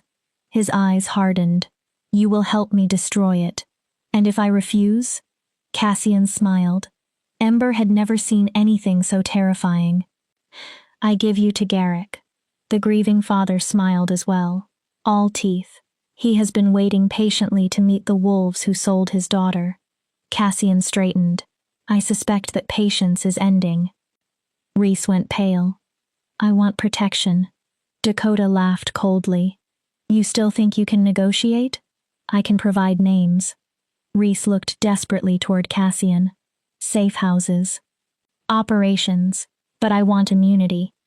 You will speak, Dakota said, because what happens if you refuse will be worse. As they prepared to leave, Cassian stopped Ember. His hand rested on her shoulder. She turned. He pulled her against him. His forehead touched hers. You were incredible. Ember looked away. I didn't think.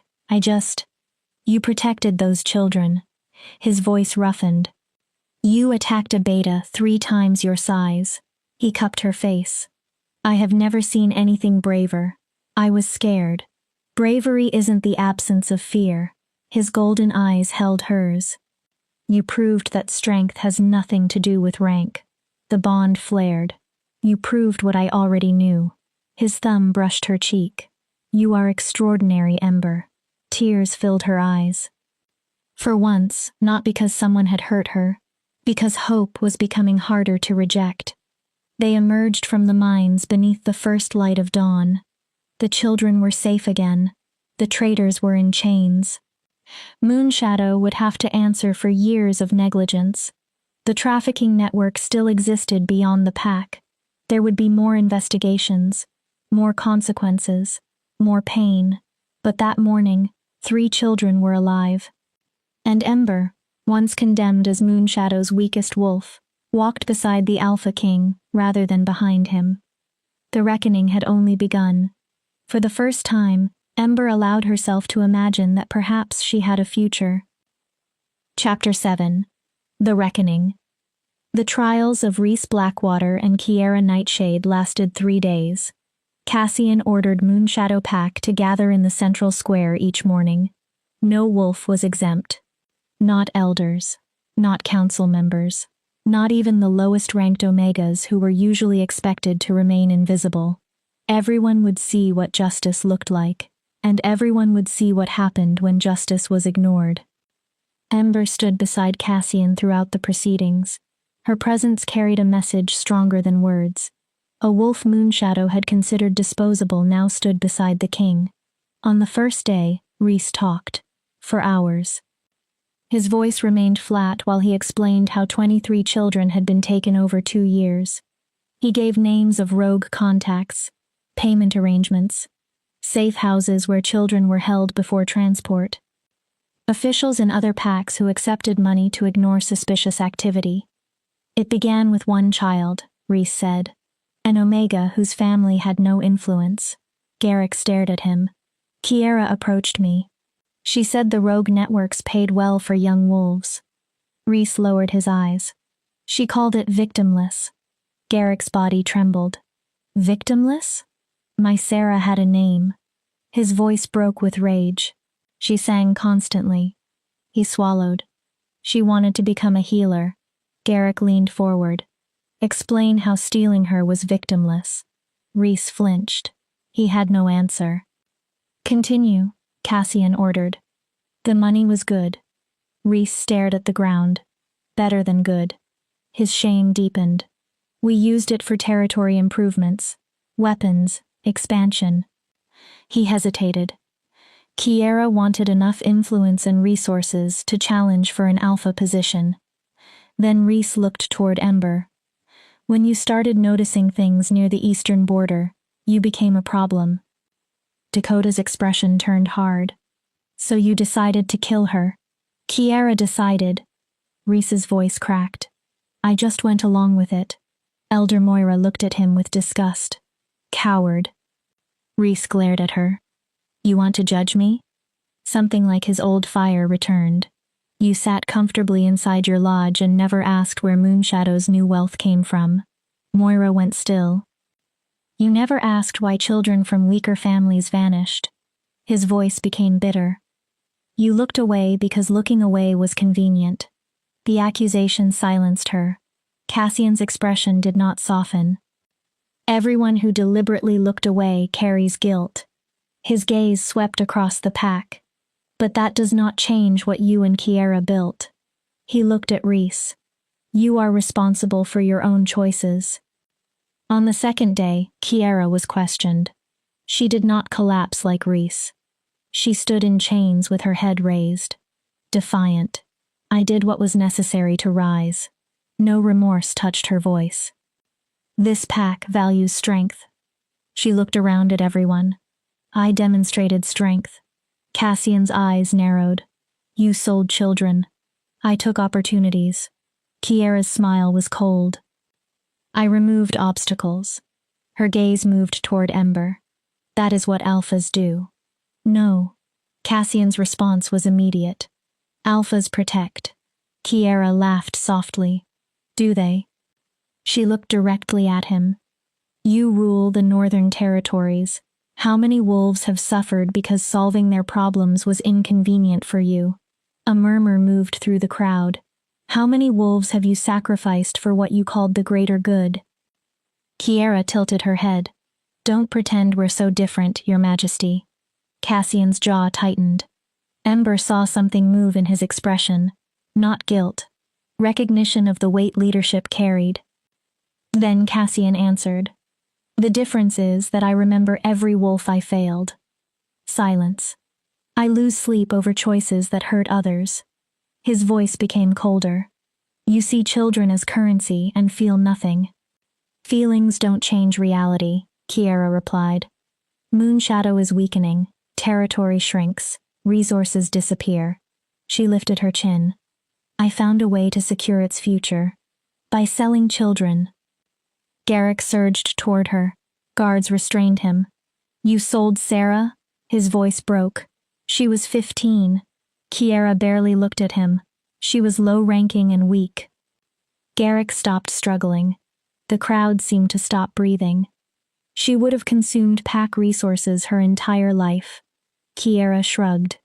I gave her purpose. The square exploded. Parents screamed. Wolves howled for blood. Several surged toward the platform. Cassian raised one hand. His dominance rolled across the square like a physical wave. Every wolf dropped.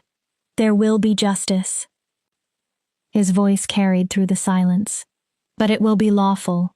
Cassian looked across Moonshadow. We will not become monsters merely because monsters lived among us. Gradually, the crowd settled. Kiera Nightshade. She faced him. You are found guilty of conspiracy, kidnapping, trafficking of minors, attempted murder, and treason against your pack. Kiera's face remained defiant. Cassian spoke the sentence. Death. For the first time, Kiera broke. Wait. Fear flashed across her face. I have information. Cassian said nothing. Contacts in other packs. Other operations. We have Reese, Dakota said. We don't need you. Kiera looked toward Cassian. I can give you everything. Her voice became desperate. Please. Cassian watched her without sympathy. You gave no mercy to the children you sold. He paused. You receive none. Kiera began screaming as the guards dragged her away. Execution takes place tomorrow at sunset. Ember expected satisfaction. Instead, she felt empty.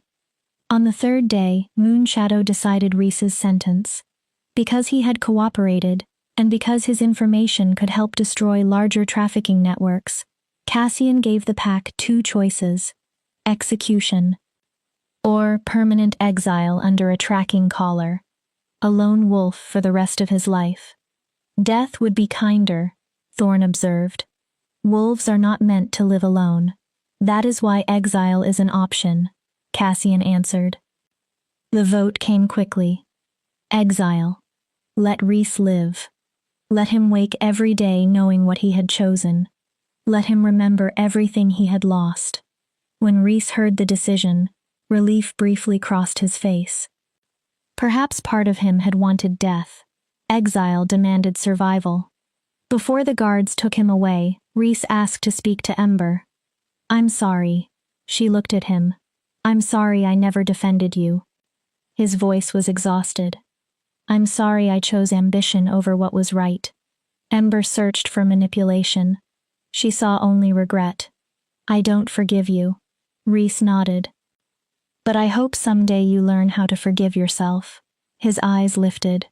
Because living with what you did may be worse than exile. Reese lowered his head. Then the guards led him away. At sunset, Moonshadow gathered for Kiera's execution. Pack tradition allowed execution by combat.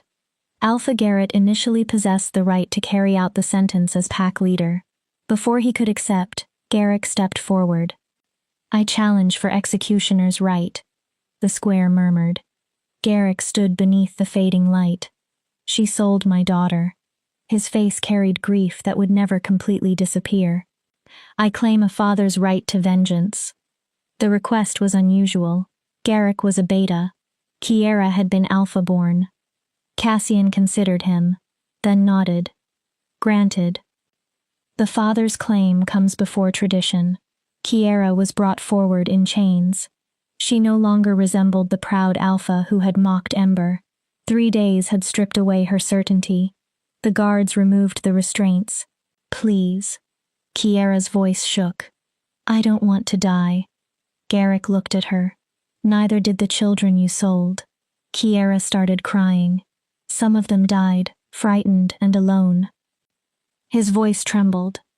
Calling for parents who could not find them. Garrick shifted. A massive gray beta wolf replaced the grieving father. Years of labor and hardship marked his body. Kiera shifted as well. Her russet alpha wolf remained beautiful, powerful, but her spirit had already collapsed. The fight lasted less than a minute. Garrick fought with something rank could not measure. A father's grief. Rage.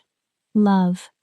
When it ended, Kiera lay motionless on blood-stained earth. Garrick returned to human form. Then he wept. Ember turned away. She had wanted justice.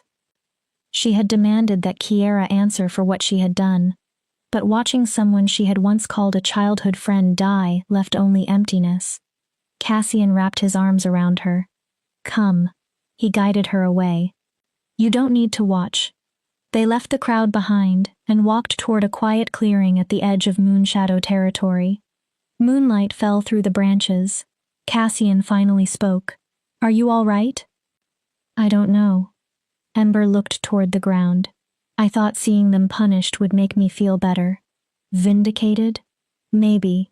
She exhaled. Instead, I'm just tired. Cassian took her hand. Justice doesn't heal wounds. Ember looked at him. It stops the bleeding long enough for healing to begin. His thumb moved over her fingers. But healing takes time, work, and people who refuse to let you disappear into your pain. Ember studied him. This king had disrupted everything to save her, challenged Moonshadow traditions, accepted political consequences, all for a rejected Omega he had barely known. Why did you really save me? Cassian remained quiet.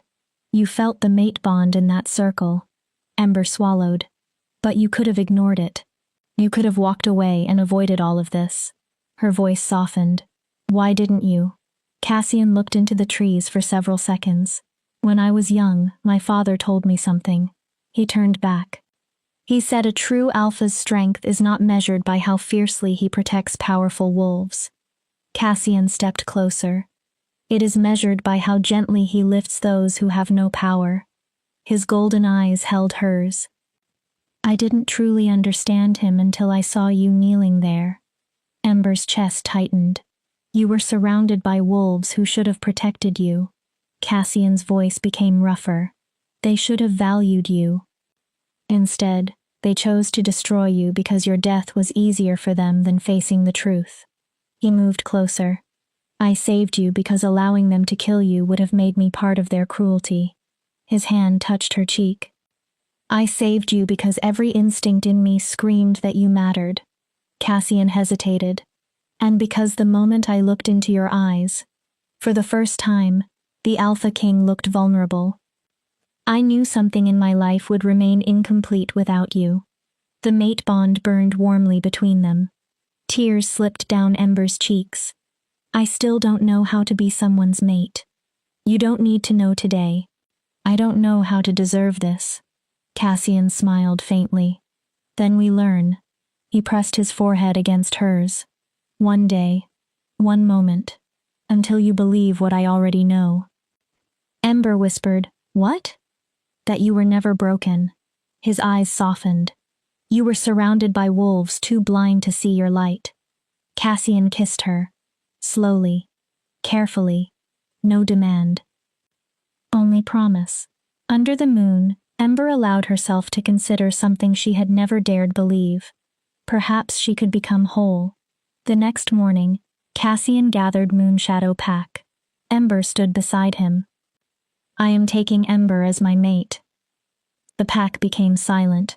She will stand as Luna of the Northern Territories. Cassian looked across the crowd. Anyone who challenges her position challenges me. No wolf spoke. Then one wolf knelt. Another followed. Then another. Not from fear. Acceptance. The Omega Moonshadow had rejected was now being acknowledged by the wolves who once considered her worthless. A different life waited ahead. Chapter 8. The Luna's Burden. The mating ceremony would take place beneath the next full moon. 10 days away.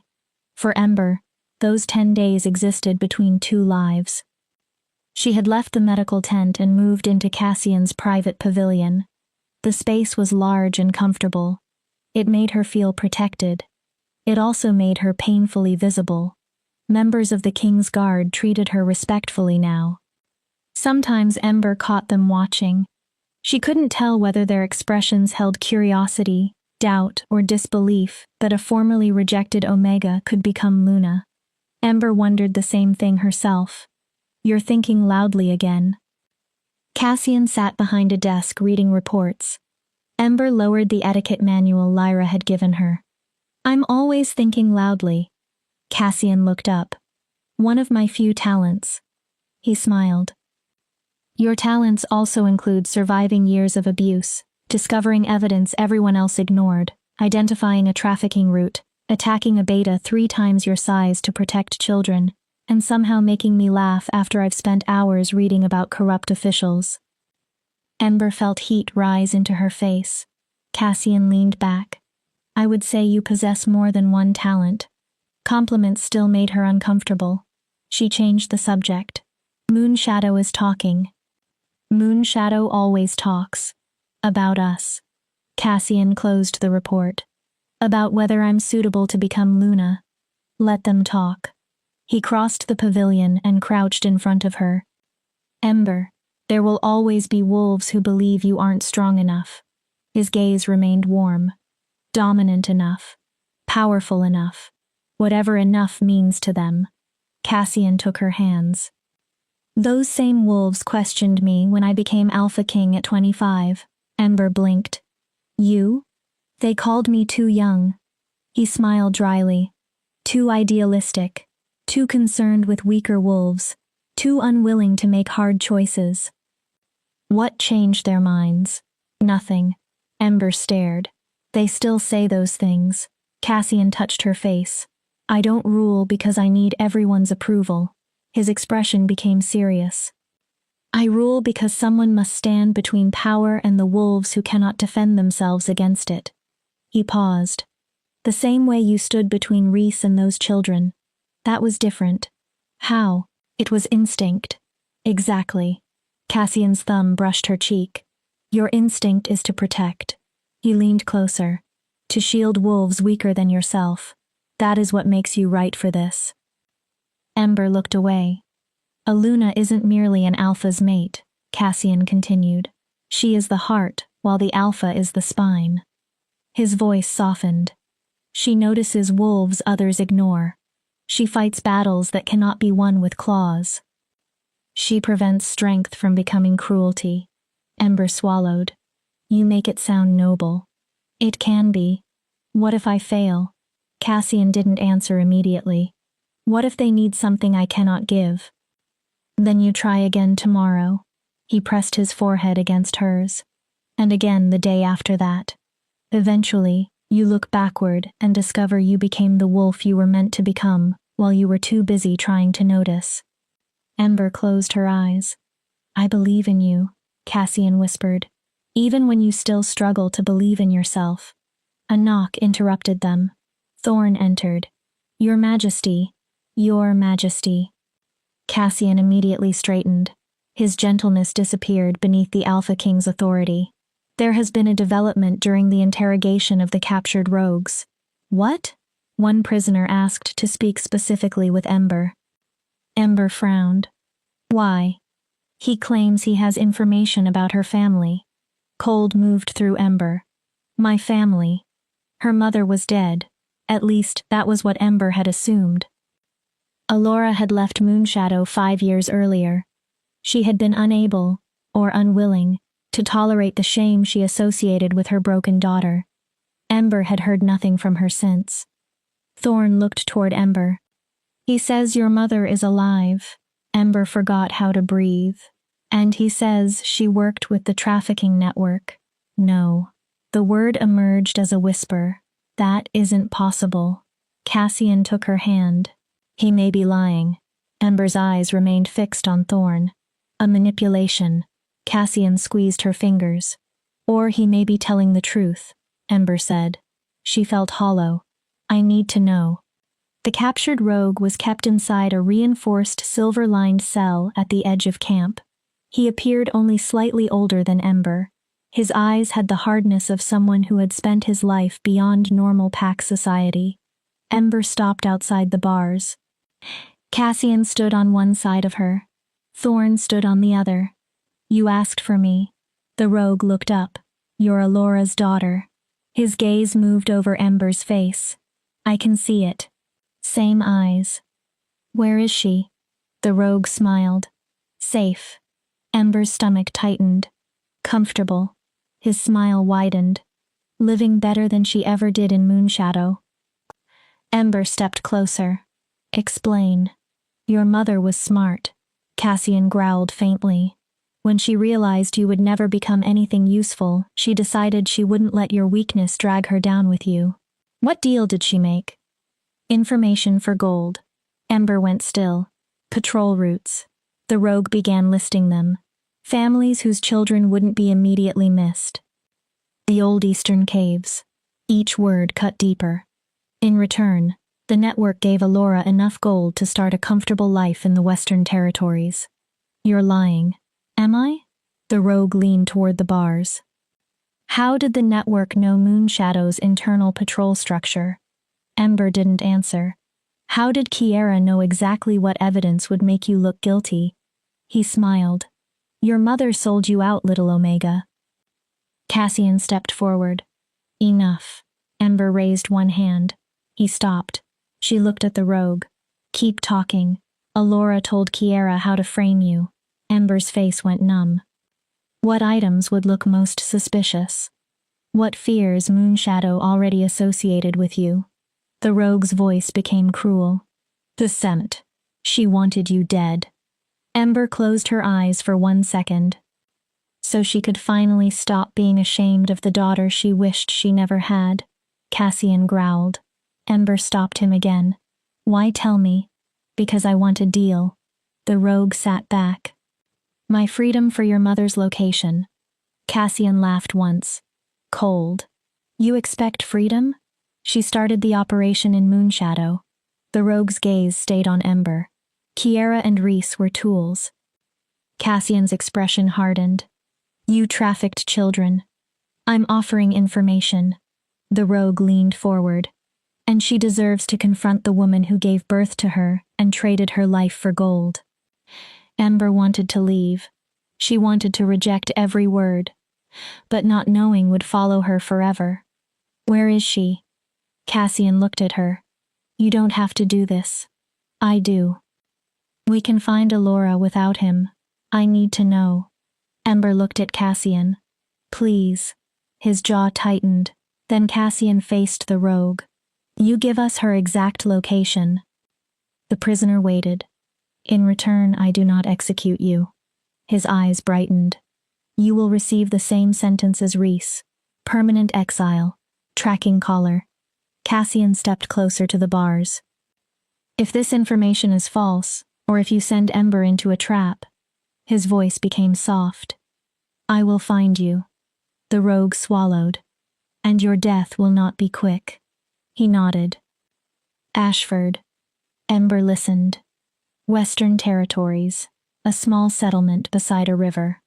The rogue continued. She lives under the name Alora Riversong. How far?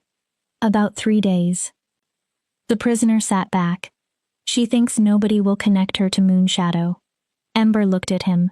She's wrong. They departed at dawn.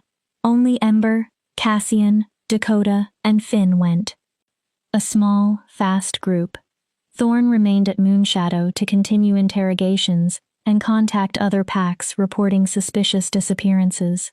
The journey carried Ember through landscapes she had never seen. Dense forests opened into plains. Plains became rolling hills. Beyond them lay the border country between organized pack territories and rogue lands. Cassian rarely moved far from her. His presence anchored Ember while her thoughts spiraled. Had Alora always hated her? Had every childhood kindness been false? Or had years of social shame slowly poisoned whatever love her mother once possessed? On the second night, Cassian sat beside Ember near their campfire. You don't have to confront her. Ember stared at the flames. We can arrest her without putting you through this. I need to hear it from her. You may never receive an answer that makes sense. I still need to look at her. Ember finally turned. I need to understand how a mother does this to her own child. Some people don't deserve understanding. Maybe. Ember looked back at the fire. But I deserve closure. Cassian pulled her against him. His scent wrapped around her. Pine. Winter storm. Safety. Whatever she says, remember that her choices do not define your worth. Ember wanted to believe him. But somewhere deep inside lived the 16-year-old girl who had transformed beneath the moon and watched her mother turn away. Maybe Alora had been right. Maybe Ember really had been a burden. The mate bond pulsed. Cassian couldn't hear her thoughts, but he felt the pain behind them. His wolf answered with fierce warmth. Reassurance. Then Cassian spoke. I love you. Ember froze. He looked at her. I know neither of us has said it. His voice was steady. But before we reach Ashford, you need to know. He touched her cheek. Whatever we discover there, I love you. A pause. Completely. Another. Irrevocably. Ember's eyes filled. And nothing she says can change that. I don't know if I'm ready to say it back. Cassian did not flinch. Not because I don't feel it. Ember struggled to continue. I'm frightened. Her voice broke. Everyone I have ever loved eventually left. Cassian held her closer. I'm not going anywhere. You cannot promise that. I can promise what I choose. He looked into her eyes. Not today. Not tomorrow. Not willingly. Ever. They reached Ashford on the third day. The settlement held perhaps 100 wolves. It sat peacefully beside a sparkling river. Comfortable homes lined quiet paths. The kind of place where wolves disappeared into new lives. Alora's house stood near the river. Modest. Well cared for. Her garden contained herbs and flowers. Smoke rose from the chimney. Someone was home. Ember's hands began trembling. Cassian remained a few steps behind. Dakota and Finn waited farther back. They gave her room, but stayed ready. Ember knocked. Footsteps sounded inside. The door opened. Alora stood there. She looked older. Silver streaks ran through her dark hair. Lines marked the corners of her eyes. But she was healthy, well-dressed, well-fed, comfortable. While Ember had been chained for execution, her mother had lived peacefully beside a river. Alora's face turned white. Ember? Her mouth opened. But you. Ember stared at her. You thought I was dead. Alora recoiled. That was the plan, wasn't it? Ember's voice became cold. Help arrange the kidnappings, help frame me, let Moonshadow execute me. She took one step forward. Then you would finally be free from having a broken daughter. I don't know what you're talking about. Don't. Alora stopped. Do not lie to me. Ember's voice cracked like a whip. Not now. She looked directly into her mother's eyes. I know you gave Kiera information. Alora's face changed. I know you helped the trafficking network understand Moonshadow. Her breath became shallow. I know you told them how to frame me. Alora's expression crumbled briefly. For 1 second, Ember thought she saw grief. Then defensiveness replaced it. You don't understand. Ember waited. You have no idea what it was like. Alora's voice rose. Raising a child who would never become anything. The old words found the same wound. The humiliation. Alora continued. The way everyone looked at me with pity because my daughter was defective. She pressed one hand to her chest. I gave up everything for you. Ember stared. And you repaid me by being nothing. Once, those words would have destroyed Ember. Now she remembered children inside silver cages. She remembered standing between Reese and those children. She remembered Cassian's hand in hers. I was a child. Alora stopped speaking. I was your daughter. Ember's voice remained quiet. And you sold my life because your pride mattered more than I did. I did what I needed to survive. No. Ember shook her head. You did what was easiest. Cassian stepped forward. Power rolled from him. And now you answer for it. Allura stared at him. Allura Riversong, formerly Allura of Moonshadow Pack. His voice became formal. You are under arrest for conspiracy, trafficking of minors, attempted murder, and treason. You will appear before the Territorial Council. Allura ran. She made 3 steps. Dakota caught her. Within seconds, Allura lay pinned against the ground. Silver restraints locked around her wrists. She screamed, denied everything, accused Ember of destroying her life. Ember stood completely still. She had wanted answers. Instead, the emptiness became unbearable. Cassian wrapped his arms around her. Ember broke. Years of pain tore free. She sobbed against him. Grief for childhood, for abandonment, for the mother she had spent years wishing would return. I've got you, Cassian whispered. He held her while her body shook. Let it out. Ember cried beside the peaceful river. Not for the woman being taken away in chains. For the mother she had never truly possessed. Chapter 9. The Luna Rises. The journey back to Moonshadow was quiet. Allura traveled in restraints. She refused to speak. Refused even to look at Ember. Ember was grateful. There was nothing left she wanted to say. Instead, she tried to focus on what waited ahead. The full moon was only 3 days away. 3 days until the mating ceremony. 3 days until she would formally stand beside Cassian as Luna. On their final night of travel, Cassian found Ember sitting with her knees pulled against her chest. You're doing it again. She glanced at him. Doing what? Trying to carry the entire world alone. Cassian sat beside her. Evening cold pressed around the camp. His warmth eased it. You don't need to repair everything Allura damaged. Don't I? Ember looked away. This trafficking operation began because she was ashamed of me. Ember, if I had been stronger. Cassian's voice became firm. Stop. She looked at him. Your mother made choices. His tone softened. She could have protected you, loved you. She could have been proud that her daughter survived years of cruelty. Cassian shook his head. Instead, she chose greed and resentment. He touched Ember's hand. That belongs to her. Then why does it feel like mine? Because part of you still believes love is something you failed to earn. Ember went silent. Cassian turned her toward him.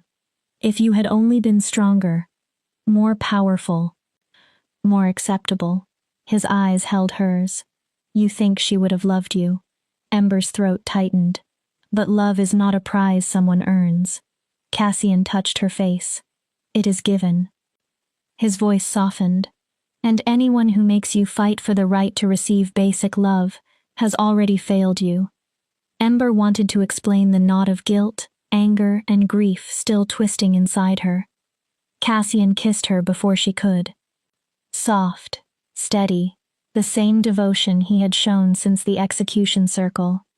3 days, he murmured. Ember opened her eyes. 3 days until the entire world knows you are mine. His mouth curved. And I am yours. Ember's fear returned. What if I'm not ready? Then I stand beside you while you become ready. What if I fail? Then we fail together. Cassian gave her a crooked smile.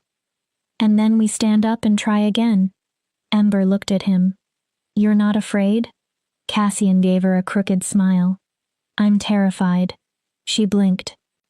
That one morning you'll wake up and realize you could have chosen better than a king barely keeping half his territories from arguing with the other half. Ember almost smiled. I worry I won't be enough to repair what they did to you. You are enough. The force of Ember's answer surprised both of them. You're more than enough. She squeezed his hand. You're everything. The mate bond flared. Warm and golden. Something moved inside Ember. Not complete healing. The beginning. They reached Moonshadow at midday. The territory had transformed. Garlands of silver moon blooms hung from trees and buildings. White banners bearing Cassian's crest moved in the wind. A raised platform stood in the central square, decorated with crystals designed to reflect the full moon. Ember stared. Beautiful. Overwhelming. Terrifying. Lyra hurried toward them. Thank the goddess. Relief filled her face. I thought you might miss your own ceremony. She hugged Ember carefully. Representatives are arriving from across the northern territories. Ember's stomach dropped. Alphas, Lunas, council members. Everyone wants to see this. To see whether I'm worthy. Lyra's smile sharpened. Let them judge. She looked Ember over. They'll see what I see. What? A wolf who survived what should have destroyed her. Allura was taken to holding cells. Her formal sentencing would happen later. As the guards led her away, Ember met her mother's eyes once. There was no apology, no affection, only resentment. Ember turned away. She was finished grieving a mother who had never existed. The next 2 days passed in relentless preparation. Lyra taught ceremony protocols, where Ember would stand, what she would say, how she would receive the silver Luna markings on her wrists. Dakota drilled her on the names, ranks, and political importance of visiting leaders. Whenever the preparation became overwhelming, Cassian stole Ember away. Sometimes they walked through the forest. Sometimes they sat beside the river. He reminded her that beneath politics, ritual, and power, this ceremony belonged to them. The night before the full moon, Cassian approached with a small wooden box. I have something for you. Ember opened it. Inside rested a delicate silver necklace. A crescent moon pendant hung from the chain. Inside the curve of the moon sat a tiny glowing stone. What is it? A moonstone. Cassian lifted the necklace. It contains a drop of my blood. Ember looked at him. An old alpha tradition. He moved behind her. A mate carries part of his essence so she can carry his strength even when they're apart. He placed the necklace around her throat. Warmth moved through Ember. Cassian, I don't have anything to give you. You already gave me more than I expected to have. What? Hope. His hands cupped her face. Purpose. Cassian smiled. A reason to become better than the wolf I was. Ember's eyes filled. Tomorrow you become Luna. He brushed his thumb beneath one eye. But tonight you're simply Ember. His expression turned serious. And I want you to know something before titles complicate it. Ember waited. I would have chosen you even without the bond. Her breath caught. If fate had never called you mine, I would still have seen you kneeling in that execution circle. Cassian leaned closer. And I still would have known I couldn't walk away. Ember kissed him. She put everything she could not yet explain into that kiss. Fear, hope, love. Tomorrow she would become queen. Tonight she was only Ember, a woman who had finally been seen. The full moon rose huge and bright. Representatives from packs across the northern territories filled Moonshadow's central square. They formed a circle around the ceremonial platform. Inside the preparation tent, Ember's heart pounded. She wore simple white silk. Moon blooms had been woven into her dark hair. Cassian's moonstone necklace rested at her throat. Lyra adjusted one final flower. You look like moonlight became a woman. Ember swallowed. I feel like I'm about to vomit. Lyra laughed. That too. She squeezed Ember's hand. You already survived the difficult part. Music began outside. Drums, flutes, a haunting ceremonial melody. This only makes it official. Ember stepped from the tent. The crowd opened a path. At the far end stood Cassian. Ceremonial armor covered him. Black leather beneath silver plates. Symbols of kingship marked every piece. But Ember barely noticed the armor. She noticed how he looked at her, as if everyone else had disappeared. The mate bond sang. Fear began releasing its grip.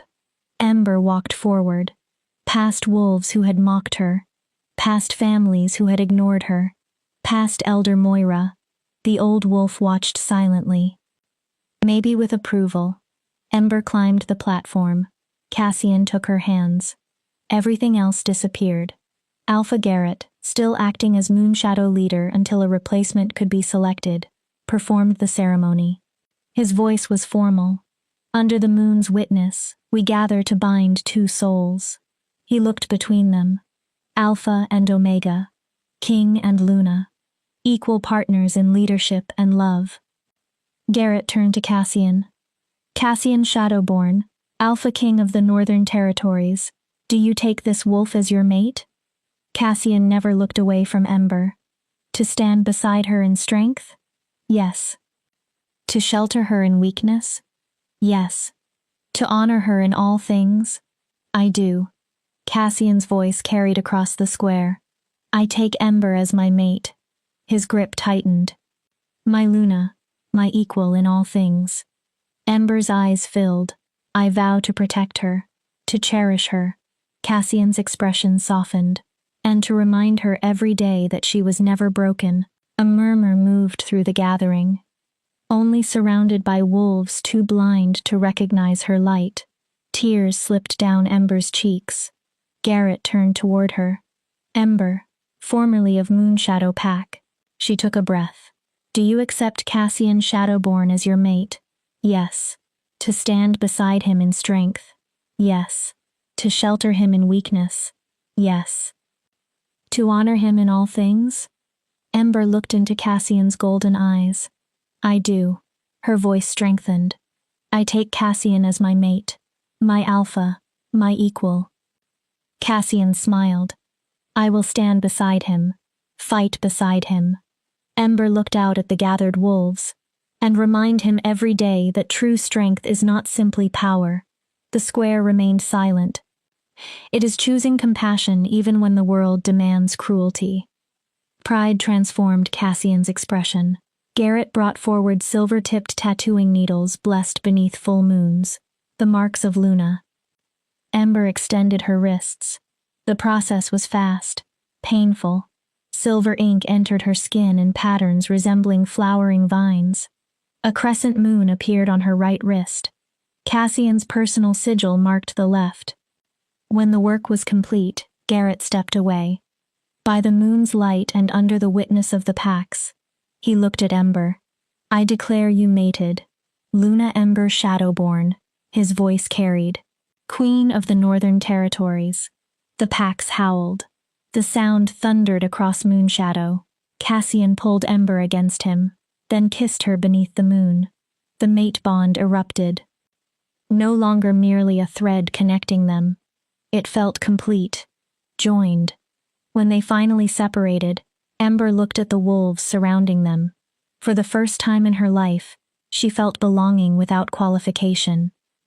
My Luna, Cassian whispered. My Alpha. Ember rested her forehead against his. The Omega who had knelt for execution now stood beneath the same moon as Queen. The celebration continued deep into the night. Music, food, dancing. Wolves from territories that rarely interacted shared meals and stories. Children played while leaders discussed alliances and trade. For a few hours, everything felt hopeful. Eventually, Ember drifted toward the edge of the gathering. Her gaze moved toward the holding cells. Allura waited inside. Cassian appeared beside Ember. The completed mate bond made him sensitive to every shift in her emotions. Do you want to see her? Ember hesitated. One last time. She nodded. I think I need to. They walked together. Music faded behind them. Allura sat alone. Moonlight made her face look hollow. Come to celebrate in front of me? Her voice was bitter. No. Ember stopped outside the cell. I came to tell you I forgive you. Allura stared. What? I forgive you. Ember touched the Luna markings on her wrists. Not because you earned forgiveness. Her voice stayed calm. And not because anything you did was acceptable. She looked directly at her mother. I forgive you because I refuse to spend the rest of my life carrying your hatred. Allura's expression hardened. You wanted me dead because you believed I was broken. Ember shook her head. But I wasn't broken. She remembered her execution night. I was inconvenient. And that says everything about you. Her eyes remained steady. Nothing about me. Alora sneered. You think becoming a king's trophy makes you special? Cassian's expression darkened. You're still the worthless Omega you always were. She is my Luna. Cassian's voice became cold as winter. She survived everything you did to destroy her. He stepped beside Ember. She became stronger despite you. His eyes hardened. And she is one of the reasons I still believe there is good worth protecting in this world. Cassian stared at Alora. She is worth 1,000 wolves like you. Alora had nothing to say. She turned into the darkness. Ember walked away, hand in hand with Cassian. Thank you, she whispered. For what? For defending me. Cassian squeezed her hand. Always. They returned to the celebration. Ember let music and laughter surround her. Not everyone there loved her. Perhaps many still doubted her. But for the first time, nobody had the right to deny that she belonged. Tomorrow, Luna Ember would begin making sure other vulnerable wolves were heard. Tonight, she was simply Ember. Loved, mated, home. Chapter 10. The Omega Who Became Queen. 3 months passed. The Northern Territories changed slowly but unmistakably. Ember stood on the balcony of a new royal lodge built on neutral ground between territories. Cassian had ordered it constructed as a permanent place of governance. Any wolf could come there, to request help, seek justice, report abuse, or simply be heard. That last part had been Ember's insistence. Every wolf deserved to be heard. She watched sunrise move across the forest. Behind her, Cassian woke. The mate bond warned her of his approach before his arms wrapped around her waist. You're awake early. He kissed her temple. Couldn't sleep. Too much to think about. Ember leaned against him. The council meeting. The reforms. Whether the alphas will agree to policies that challenge the system their authority depends on. They'll listen. Ember almost laughed. You sound confident. I've watched you convince them for 3 months. Cassian rested his chin near her shoulder. You make them understand that power built on suffering is not strength. Slowly, many leaders had begun listening. Ember's reforms started with the wolves most easily ignored. Omegas. Low-ranking families. Children with no political influence. Safe houses were established in every pack. Wolves facing abuse or rejection could seek shelter. Missing person reports entered a centralized system so leaders could no longer quietly ignore disappearances. Packs now faced audits regarding treatment of low-ranking members. Many alphas hated it.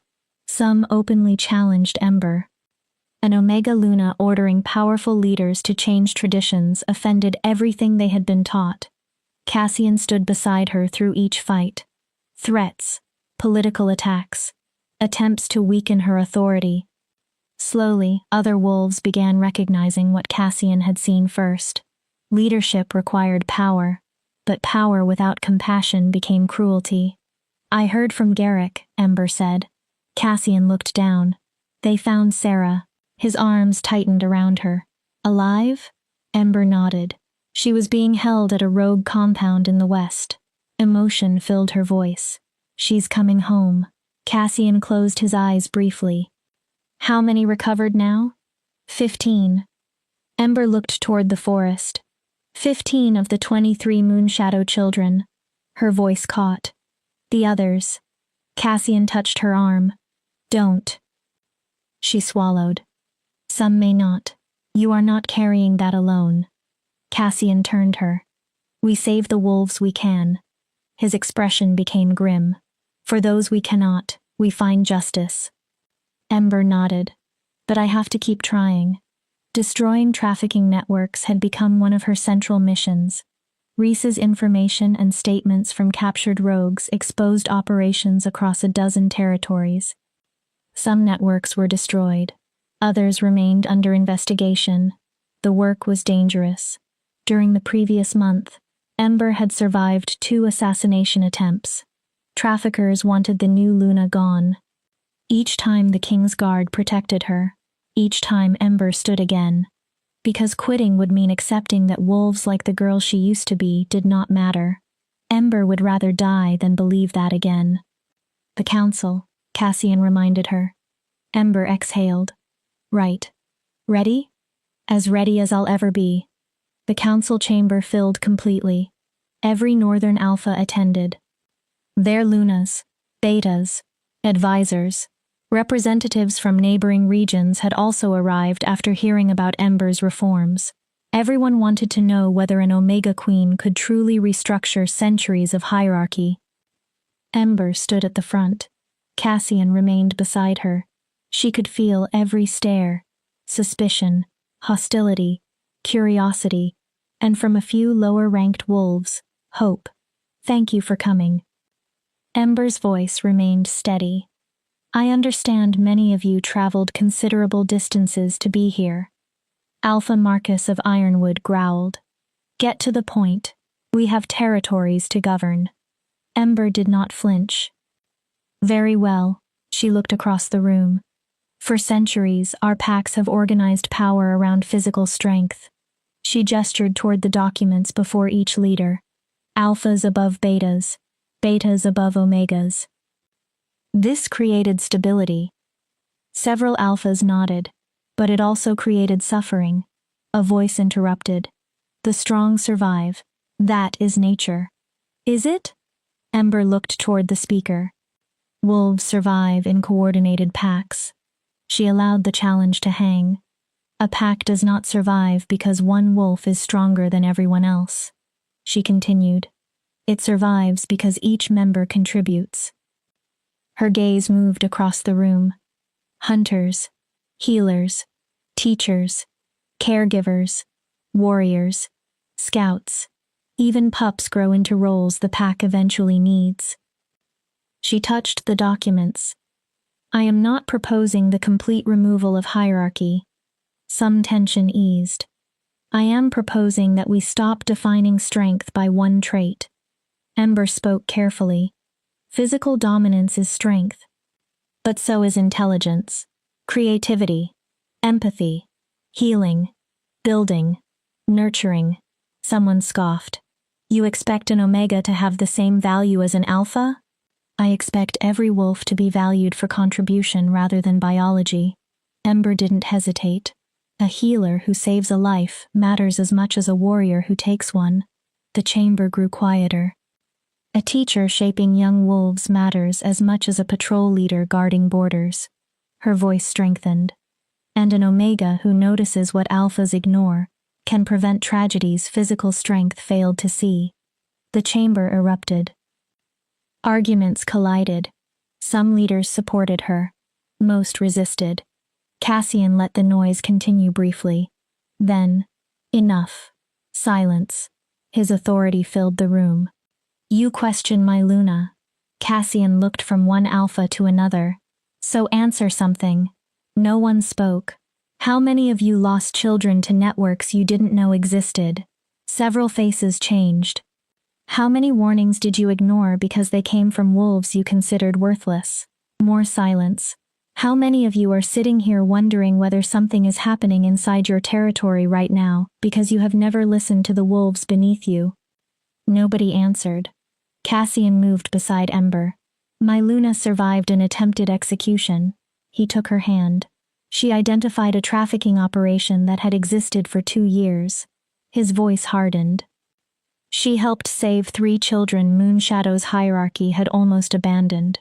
Cassian looked across the leaders. In 3 months, she has helped recover 15 more. A few alphas lowered their eyes. She has helped expose operations across a dozen territories. His fingers tightened around hers. So when Ember tells you our system contains weaknesses, listen. He looked toward Alpha Marcus. When her proposals make you uncomfortable, examine why. Cassian's voice became colder. Because this Omega some of you still consider inferior has protected more vulnerable wolves in 3 months than some leaders have protected in decades. Silence returned. Different this time. Thoughtful. Elder Moira slowly stood. Every wolf knew her. 8 decades of life carried authority even beyond Moonshadow. I have watched packs rise. Her old voice remained clear. And I have watched them fall. She looked at Ember. I have witnessed powerful alphas create glory. A pause. And ruin. Moira's expression tightened. I have also witnessed what happens when pride convinces wolves that strength alone is enough. She turned toward the council. Months ago, this Omega knelt for execution. Ember remained still. I watched. Moira's voice softened. And I did nothing. The room became silent. I allowed fear and tradition to justify my silence. She lowered her head briefly. I am ashamed. Then she faced Ember again. Since becoming Luna, Ember has shown me another kind of strength. Her voice grew stronger. The strength to stand beside powerless wolves. To challenge leaders who need challenging. To build where others only destroy. Moira faced the alphas. I support these reforms. Several leaders reacted. Not because they are comfortable. Moira lifted her chin. Because they are necessary. Her eyes moved across the chamber. Our world is changing. We can change with it. Or cling to traditions until those traditions destroy us. She sat. I know which future I choose. One voice joined her. Then another. Not enough for complete agreement. Enough to begin. Debate continued for hours. Alphas demanded amendments. Clarifications. Limits. By sunset, they had created a framework. Every pack would conduct annual reviews regarding treatment of lower-ranked members. Omegas would receive formal legal protections. They could appeal unjust decisions. Resources would be distributed partly according to contribution and need, rather than rank alone. Most importantly, every pack would appoint a representative responsible specifically for vulnerable wolves. A voice for those leaders had traditionally ignored. It was not everything Ember wanted, but it was a beginning. Afterward, wolves approached her. Aluna stopped first. My daughter is Omega. Tears filled the woman's eyes. I've spent years afraid of the life waiting for her. She smiled. Now there may be hope. Another wolf approached. A young beta. My brother tried reporting corruption. His voice shook. No one listened because he lacked rank. He looked at the new reforms. If these laws existed earlier, maybe he would still be alive. Each story lifted one weight from Ember and placed another responsibility on her shoulders. She was no longer fighting only for herself. That night, Ember and Cassian stood on their balcony. The moon rose behind them. You did it. Cassian pulled her close. You changed the world a little today. We changed it. Ember turned in his arms. I could never have done this without you. You would have found another way. No. She touched his face. Your authority protected me while I learned to use my own. Her eyes filled. You believed I was worth saving before I did. Cassian smiled. You were always worth saving. He touched her Luna marks. I only helped you finally notice. Ember looked into his eyes. I love you. Cassian's expression softened. I know I've said it before. She smiled. But I need to say it again. Her hands framed his face. I love you because you saw me when everyone else looked through me. For staying when walking away would have been easier. For believing I could become more than what they called me. Cassian kissed her forehead. I love you too. His voice roughened with emotion. For teaching me that strength exists in forms I never understood. For making me want to become better. He drew her closer. For giving me something beyond power to live for. They kissed. The mate bond sang between them. Stronger after months of shared work, danger, and trust. When they separated, Ember rested her head against his chest. There's something else. Cassian looked down. What? Ember hesitated. I'm pregnant. Cassian went completely still. What? Pregnant. She almost laughed at his expression. About 6 weeks. Lyra confirmed it this morning. Ember suddenly became nervous. We haven't really discussed children, and everything is so chaotic right now.